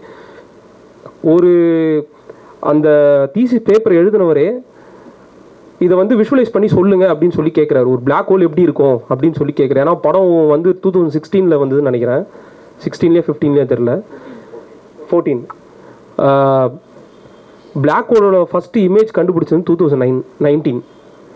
ஸோ வந்து பிளாக் ஹோல் இப்படி தான் இருக்கும்ன்ற சிமுலேஷனை கிரியேட் பண்ணது வந்து நோலனோட மிகப்பெரிய ப்ரெஷர் போட்டு நீங்கள் வந்து கொண்டு வாங்கன்னு சொல்லி அவர் கொண்டு வந்த இடம் தான் வந்து அந்த விஷுவலைசேஷன். ஸோ ஒரு டேரக்டரோட பெரிய புஷ்ல இருந்து அது அந்த கெப்த்ரான்றவர் வந்து பார்த்தீங்கன்னா 2017 16 வந்து நோபல் ப்ரைஸ் வின் பண்ணுறாரு அந்த பர்டிகுலர் சிங்குலாரிட்டி டிபெண்ட் பண்ண ஒரு பேப்பருக்கு. இங்கே வந்து சயின்ஸும் ஒரு ஆர்டிஸ்ட்டும் சேர்ற இடத்துல உங்களுக்கு வந்து ஒரு இமேஜ் ஃபார்மேஷன் கிடைக்குது. படம் உருவாகிறதுக்கு முன்னாடி உங்களுக்கு ஒரு இமேஜ் ஃபார்மேஷன் கிடச்சிருச்சு. ஸோ சயின்ஸும் ஃபிலிமும் இன்னும் ஒரு படி மேலே போயிடுச்சு அவங்களுக்கு ஃப்ரண்ட்டில். ஒரு இண்டஸ்ட்ரிக்குள்ளே இருந்து பார்த்தா, ஹாலிவுட்குள்ளே இருந்து பார்த்தாங்கன்னா ஒரு இமேஜை ஃபைன் பண்ணிட்டாங்க. ஆனால் இன்னும் நம்ம பிளாக் ஹோலே கண்டுபிடிக்கல. பிளாக் ஹோல் கண்டுபிடிக்கிற ப்ராசஸ் 2019 சக்ஸஸ் பண்ணுறாங்க. ரெண்டும் ஒரே சிமிலாரிட்டி. ஸோ ஒரு விஷனரி டைரக்டர்ன்றவருக்கும் ஒரு ஃபிசிக்ஸிஸ்ட்டுக்கும் இருக்கிற தொடர்பில் இருந்து கண்டுபிடிக்க முடியாத ஒரு விஷயம் ஃப்யூச்சரில் இருந்து இதே நம்ம ஒரு டைம் டைலேஷனாக பார்க்க முடியும். ஃப்யூச்சர் பாஸ்ட்டுங்கிறதே வந்து ரொம்ப வேறு மாதிரி இருக்குது ப்ராக்டிக்கலாக பார்க்கும்போது.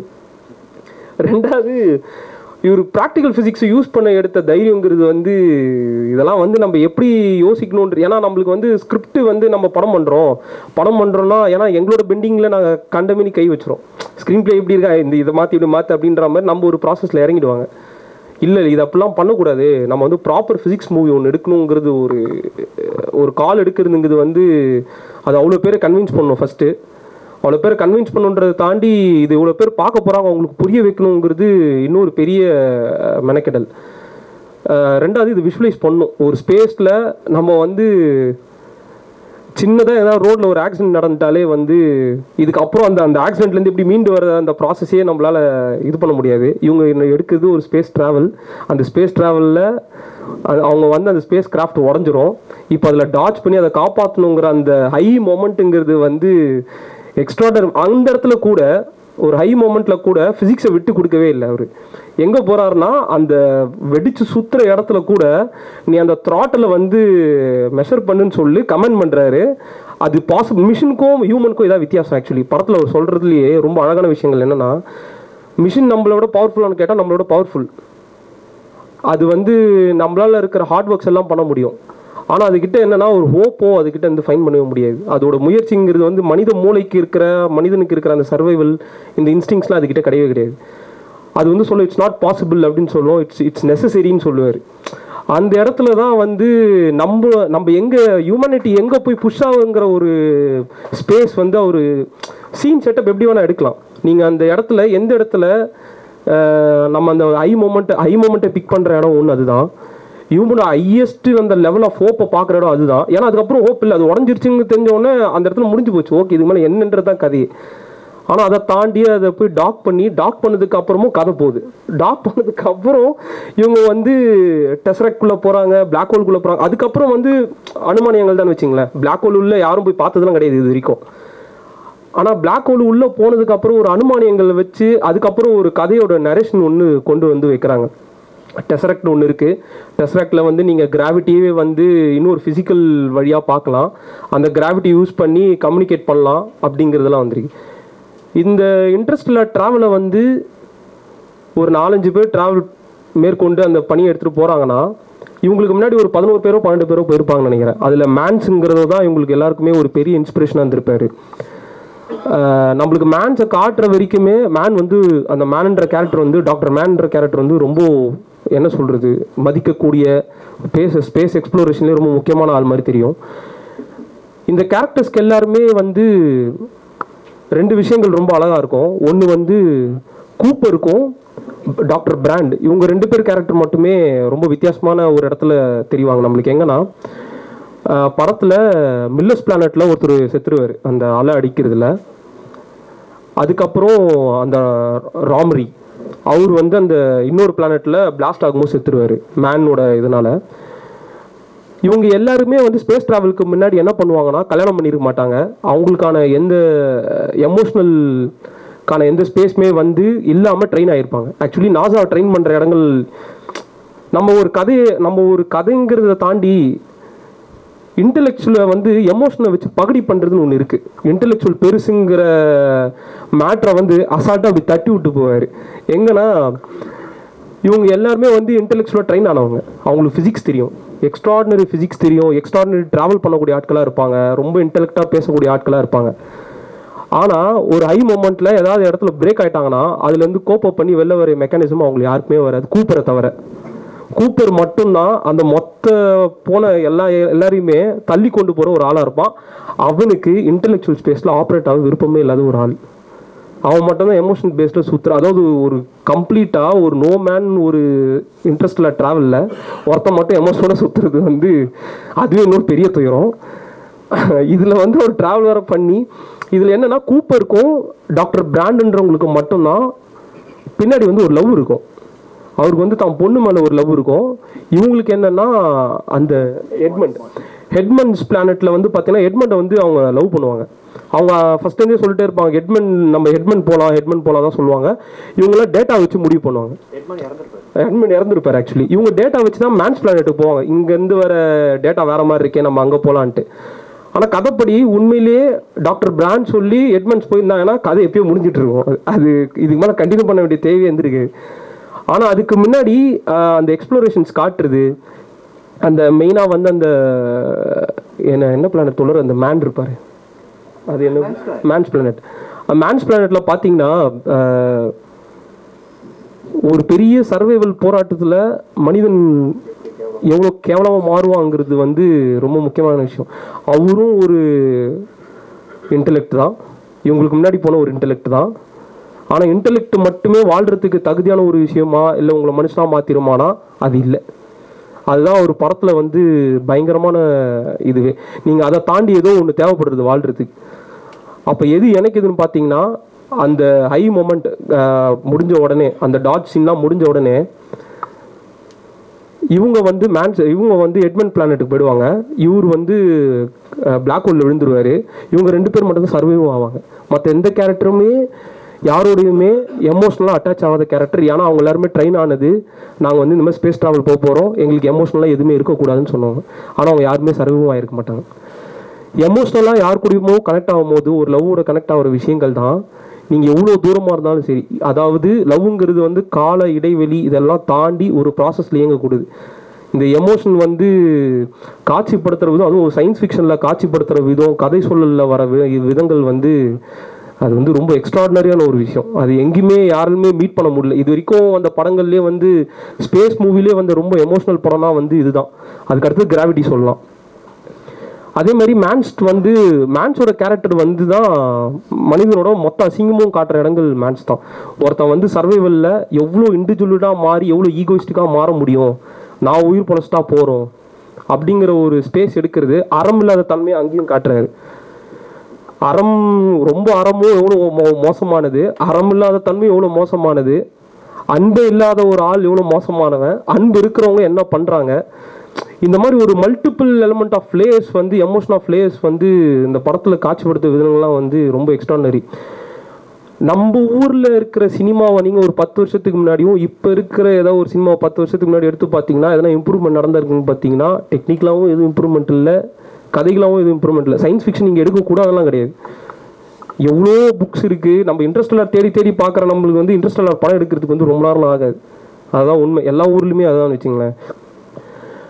ஆனால் நம்ம ஊரில் வந்து இது என்னன்னா ஒரு இந்த இப்போ நோலன் மாதிரி ஆட்கள் வந்து சயின்ஸோட நான் இயங்கணும், அதே மாதிரி எந்த மதம் இல்லை கடவுள் சம்பந்தமான விஷயங்களே இல்லை. இப்போ நம்ம ஒரு சர்வைவல் கிரைசிஸில் இருக்கோம்னா உடனே சாமி கும்பிட ஆரம்பிச்சிடும். இதில் வந்து ஆள் வந்து நம்ம எங்கேயுமே அதை நோட்டீஸ் பண்ணிருக்க மாட்டாங்க யாருமே. இதில் யாருமே சாமி கும்பிட மாட்டாங்க. சூப்பராக வந்து அது பிளான் பண்ணி டிசைன் பண்ண விஷயங்கள்லாம் வந்து அவ்வளோ அழகான ஒரு விதம்.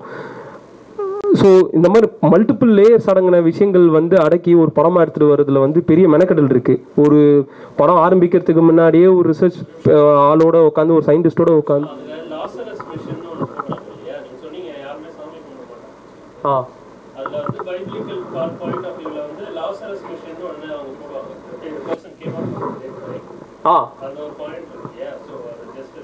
இல்ல அவர் அதையும் பகுதி பண்ணிடுவாரு. ஆமா, இன்னும் அடுத்து பேசலாம் தோழர்.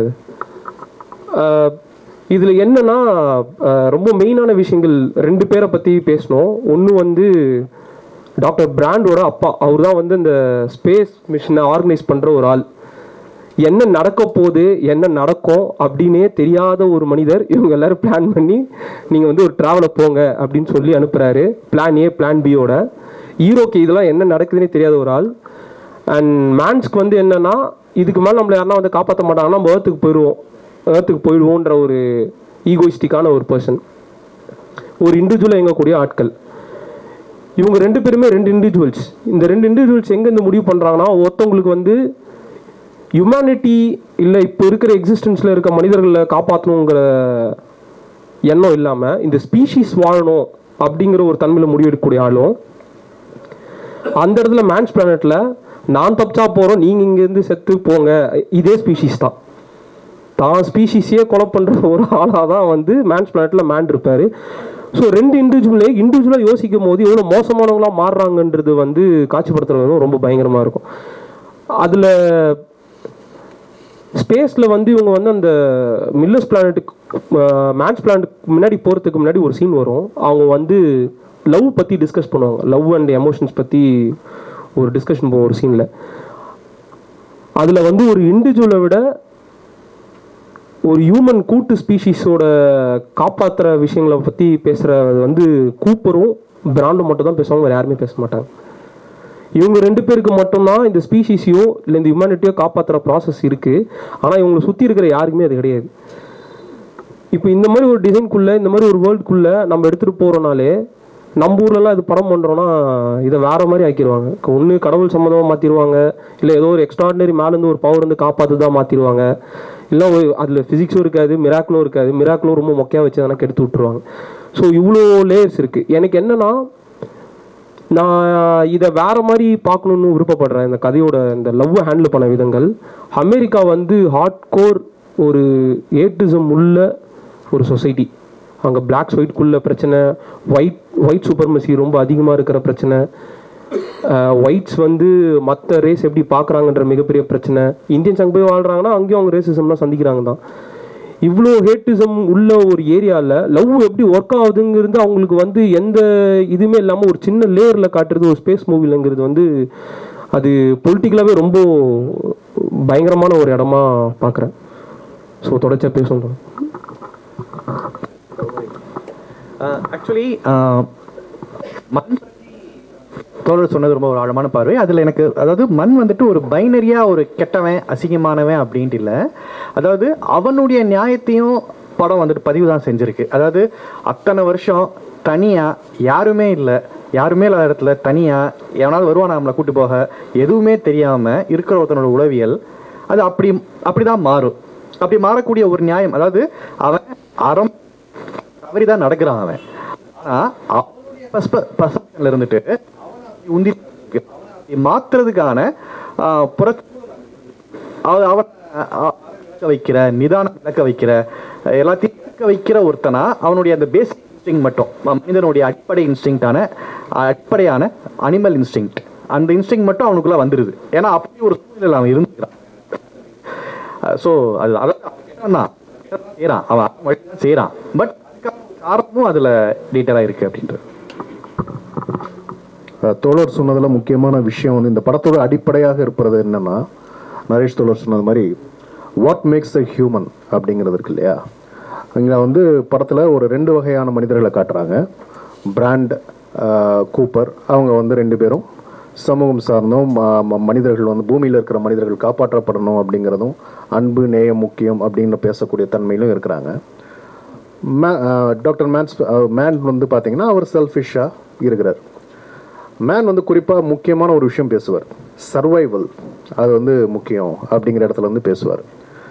பொதுவாக சர்வைவல் பற்றி மனித சமூகத்துக்கு 2 பார்வை இருக்குது. சர்வைவல் இன்ஸ்டிங்க்ட்லாம் பேசுவோம் இல்லையா. அது வந்து பார்த்திங்கன்னா நமக்கு என்ன, மற்றவனுக்கு என்ன ஆனாலும் பரவாயில்ல, நம்ம வந்து முன்னேறிடணும், சரியாயிடணும், பொழைச்சிக்கணும் அப்படின்னு நினைக்கிற ஒரு பார்வை. அது வந்து கம்ப்ளீட்டாக கேபிட்டலிஸ்டிக் மைண்ட் செட்டு. அவர் சார்ல்ஸ் டிக்கன்ஸ் வந்து சர்வைவல் ஆஃப் த ஃபிட்டஸ்ட்னு சொன்ன ஒரு விஷயத்தை அப்படியே அதை நாசூக்காக மாற்றி திருட்டுத்தனமாக அதை மாற்றி விட்ட வேலை வந்து கேபிட்டலிசம் வேலை. லெஃப்ட்டுகள் வந்து கம்யூனிசம் வந்து அது வேற ஒன்று சொல்லுவாங்க, survival of all, survival of even the weakest அப்படிங்கிறது தான் வந்து லெஃப்ட்டுகள் பேசுகிறது. இப்போ இதில் வந்து இவர் வந்து பேசுகிற இடம், மேன் வந்து பேசுகிற இடம் வந்து அந்த கேபிட்டலிஸ்டிக் சர்வைவல் ஆஃப் ஃபிட்டஸ்ட்டுங்கிற தியரியை தான் வைக்கிறார் அவர். அது நீங்கள் ஆஃபீஸ்லேயோ நீங்கள் ஒர்க் பண்ணுற பணிபுரிகிற இடங்கள்லையோ உங்கள் சக நண்பர்கள்ட்டையோ வந்து பார்த்தீங்கன்னா இது ரொம்ப இயல்பாக உங்களுக்கு தெரியும். எவன் கேடு கேட்டாலும் என்ன, நான் வந்து எனக்கு வந்து சரியான விஷயத்தை நான் பண்ணிக்கிட்டு போகிறேன் அப்படிங்கிற ஒரு பார்வை. இது சரின்னு நம்பக்கூடிய சமூகம் தான் உருவாக்கி வச்சுருக்கோம். ஆனால் அது கிடையாதுன்னு சொல்கிறது தான் கலையோட வேலை. அதுதான் கிறிஸ்டோபர் நோலன் வந்து இதில் பண்ணியிருக்காரு. இதில் திரும்ப திரும்ப அந்த மனித எத்தனிப்புங்கிறது இருக்குல்ல, அதான் வாட் மேக்ஸ் அ ஹியூமன் அப்படிங்கிறது.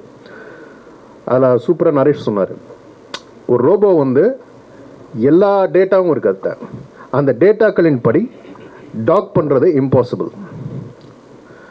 அந்த டேட்டாக்களின் படி அதை வந்து எல்லாமே ரெக்கார்டட் டேட்டா, அதை அனலைஸ் பண்ணி ப்ராப்பராக ஒரு சொல்யூஷனை வந்து கொடுக்குதுன்னா அது வந்து இம்பாசிபிள் அப்படிங்கிறதான் டேட்டா சொல்லுது. ஆனால் இட்ஸ் நெசசரி அப்படின்னு சொல்கிற அந்த கூப்பருடைய தன்மை இருக்குல்ல, அதுதான் மனிதத்தன்மை. நீங்கள் மனித பரிணாமத்துக்கு ரொம்ப அடிப்படையான ஒரு விஷயமா ஒரு கோட் சொல்லுவோம் இல்லையா, necessity is the mother of invention அப்படின்வாங்க. தேவைதான் கண்டுபிடிப்புகளின் தாய் அப்படின்னு. அந்த தேவையை மனிதனால் மட்டும்தான் உணர முடியும். மனிதனால் மட்டும்தான் வந்து அதை கொண்டு போகணும். அவனுக்கு வந்து கூப்பருக்கு தன்னுடைய மகளை காப்பாற்றணும், பூமியை காப்பாற்றணும். அந்த தேவை தான் அவனுக்கு பிரதானமாக இருக்கே ஒழிய இதை டாக் பண்ண முடியுமா முடியாதாங்கிறது பிரதானம் கிடையாது. நீங்கள் ரொம்ப இன்டலெக்டாகவும் வெறும் டேட்டா மட்டுமே பற்றி பேசுனீங்கன்னா, இன்டர்பிரட் பண்ணிக்கிட்டே இருந்தோம்னா நம்ம அந்த மனிதத்தன்மை ஏதோ ஒரு இடத்துல இழந்துருவோம். அந்த பிரகாஷ் ராஜ் சொல்லுவார்ல வசூல்ராஜ் பேசல, கை ஆடக்கூடாது அப்படின்னு. கிட்டத்தட்ட அதுதான்.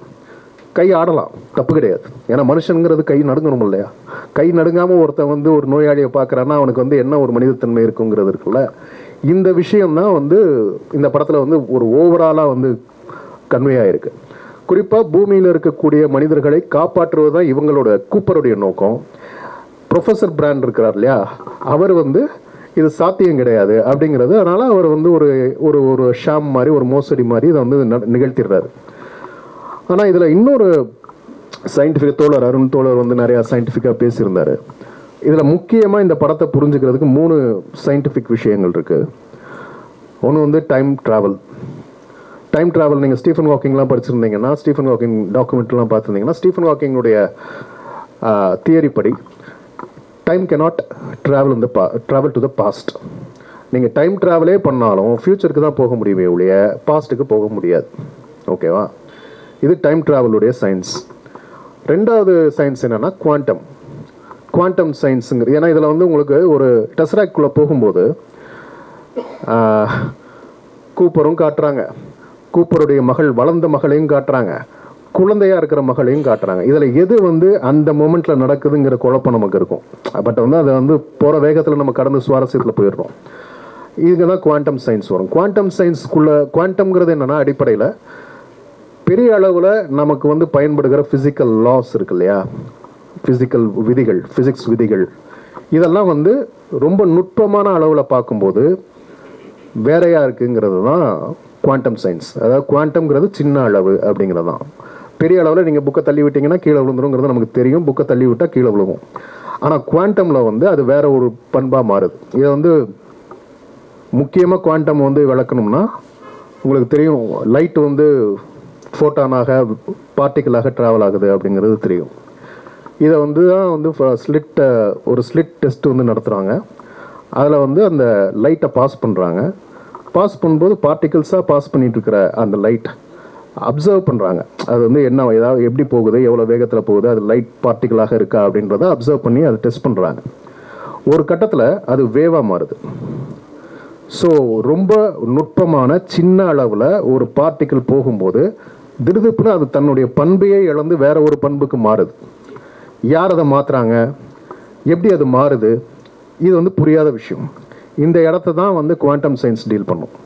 ஸோ குவாண்டம் சயின்ஸ்ங்கிறது அடிப்படையில் என்னென்னா, நாம் பார்த்திராத மிக நுட்பமான நுண்ணிய அளவுகளில் இருக்கக்கூடிய பார்ட்டிகிள்ஸ், வேவ்ஸ், இந்த விஷயங்கள்லாம் வேற ஒரு டேட்டாவை எமிட் பண்ணிட்டு இருக்கு. இது என்னங்கிறத கண்டுபிடிக்கணுங்கிறது தான் குவாண்டம் சயின்ஸ். ஸோ இது வந்து இதனோட நீட்சியாக 3வது அந்த அறிவியலை சொல்கிறேன். 3வது விஷயம் வந்து இந்த படத்தில் சொல்கிறது பிளாக் ஹோல்.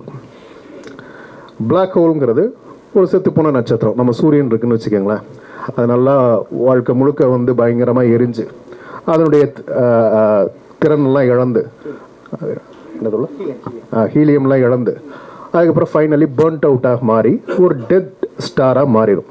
இப்போ அதை சுற்றி இருக்கிற நம்ம கிரகங்கள்லாம் அதில் போய் வந்து ஈர்ப்புனால உள்ளே போய் விழுந்து நம்மளும் வந்து பூமியும் மற்ற கோள்கள் எல்லாமே உள்ளே போய் முழுங்கிடும்.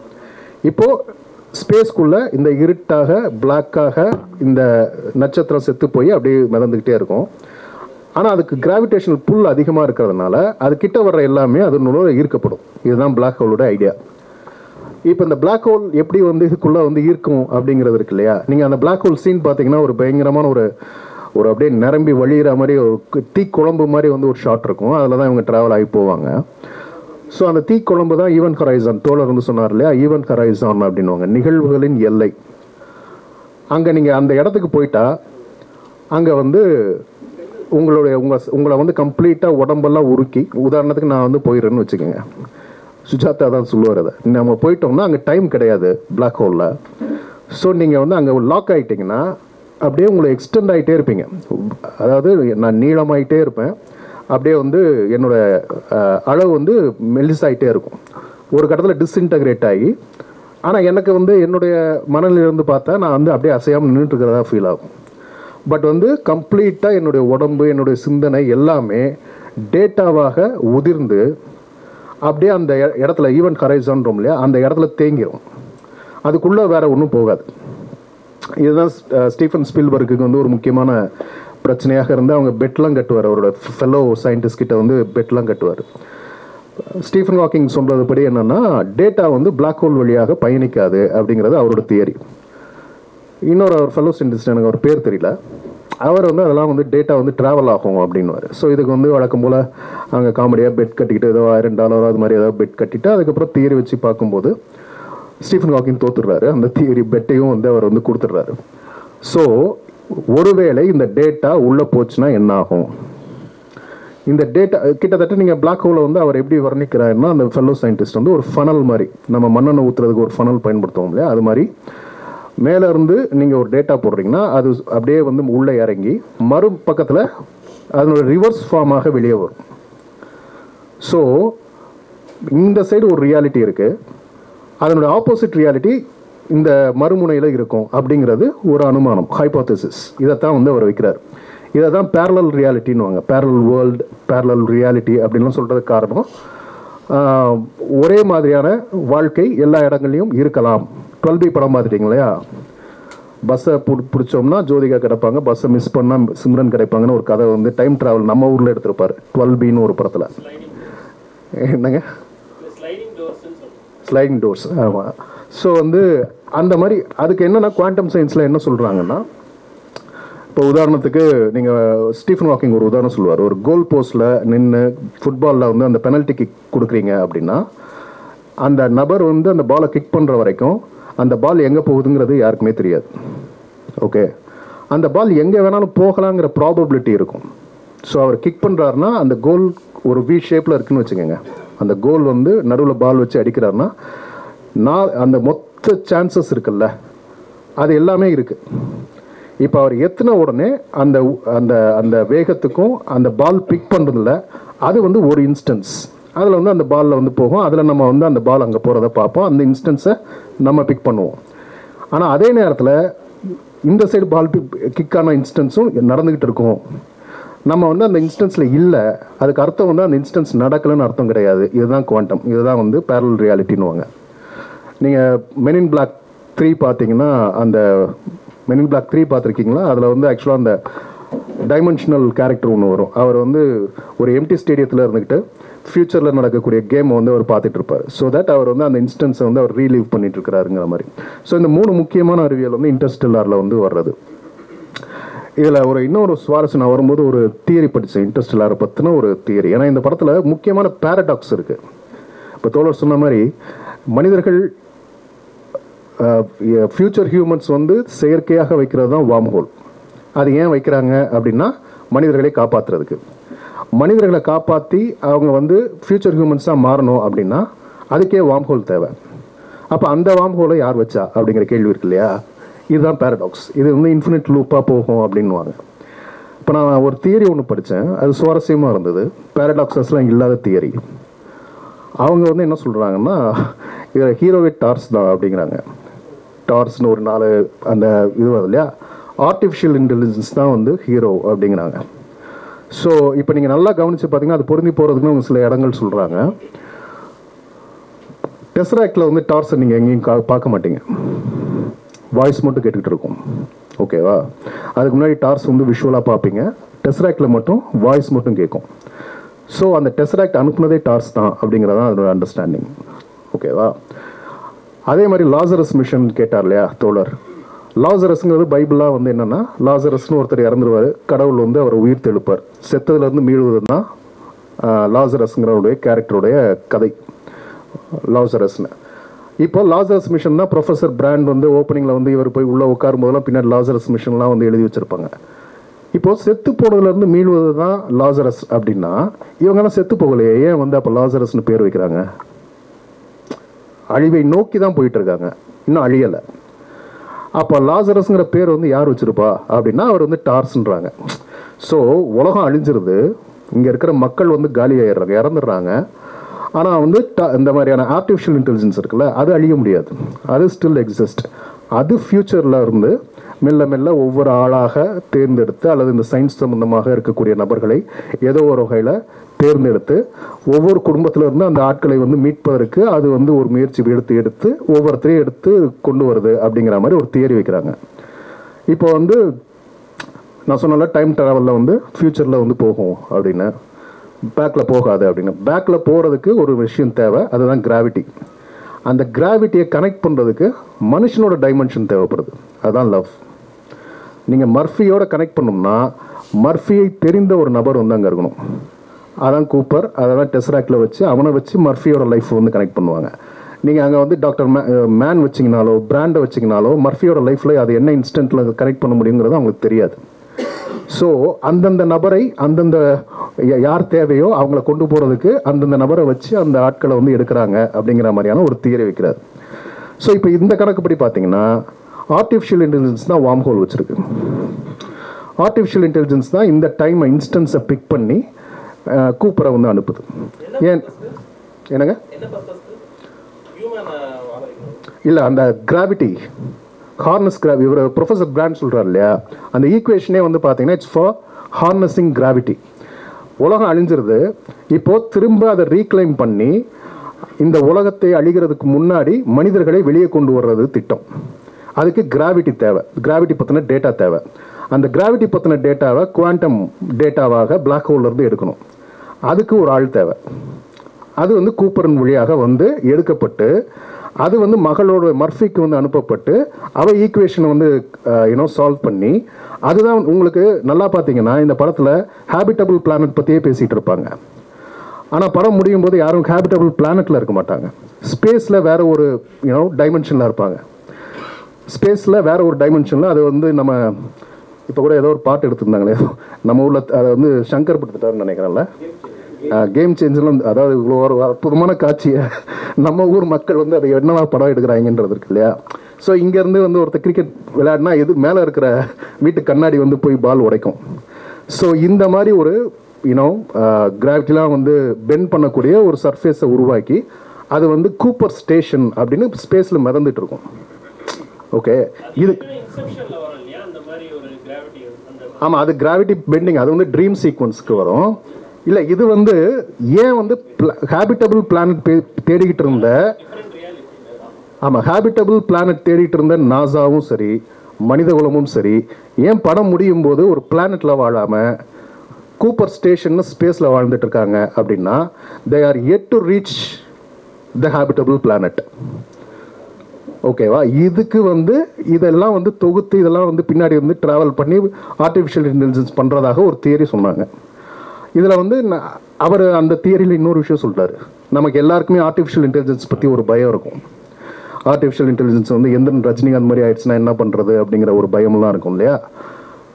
கிறிஸ்டோபர் நோலனுக்கு வந்து அவர் பேசிக்கலி சயின்ஸை நம்புகிறவர் விரும்புவர்ன்றதுனால அப்படி மனிதர்களை வந்து ஆர்டிஃபிஷியல் இன்டெலிஜென்ஸ் வந்து எதிர்க்காதுங்கிறது அவருடைய ஐடியா. ஸோ மனிதர்களை மீட்பதற்கே வந்து ஆர்டிஃபிஷியல் இன்டெலிஜென்ஸாக தான் இருக்கும் அப்படிங்கிறத அந்த படத்தில் வந்து அவர் வைக்கிறது. ஏன்னா பொதுவாக கிறிஸ்டோபர் நோலன் படங்களில் இருக்கிற சுவாரஸ்யம் என்னன்னா, அவர் சொல்கிற கதை இல்லாமல் சொல்லாத கதை ஒன்று இருக்கும் படத்தில். அது வந்து நம்ம டாட்ஸை கனெக்ட் பண்ணால் மட்டும்தான் அது வரும். இன்செப்ஷன்லாம் உங்களுக்கு வந்து அந்த படத்தை முடிச்சுட்டு வந்ததுக்கப்புறம் வெளியே வந்து என்னடா வசனமே புரியலங்கிற மாதிரி எல்லாரும் நம்ம டிஸ்கஸ் பண்ணிக்கிட்டே இருந்தோம் அந்த படத்தை. அது மாதிரி இன்டர்ஸ்டெல்லார் கேள்வி வந்து ஒன்று தான், இந்த வார்ம் ஹோல் வழியாக மனிதர்கள் தப்பிச்சு போகிறாங்கன்னா அப்போ எந்த மனிதர்கள் அல்லது எது வார்ம் ஹோலை முதல்ல வச்சுது அப்படிங்கிற கேள்வி இருக்குல்ல. அதே மாதிரி இந்த கிராவிடேஷனல் புல் வழியாக கூப்பரை ஐடென்டிஃபை பண்ணுறது இருக்குல்ல. உங்களுக்கு திடீர்னு டிராக்டர்ஸ்லாம் வந்து அங்கே போய் நிற்கும் அவங்க வீட்டுக்கு முன்னாடி, மேலே இவன் வந்து அந்த சேண்ட்லாம் இவன் வந்து போடுற அந்த கோடுகள்லாம் வந்து காட்டும். இவன் வந்து காயினை ஃப்ளிப் பண்ணி கிராவிட்டி தான், இது வந்து கோஸ்ட் கிடையாது கிராவிட்டி அப்படின்னு காட்டும்.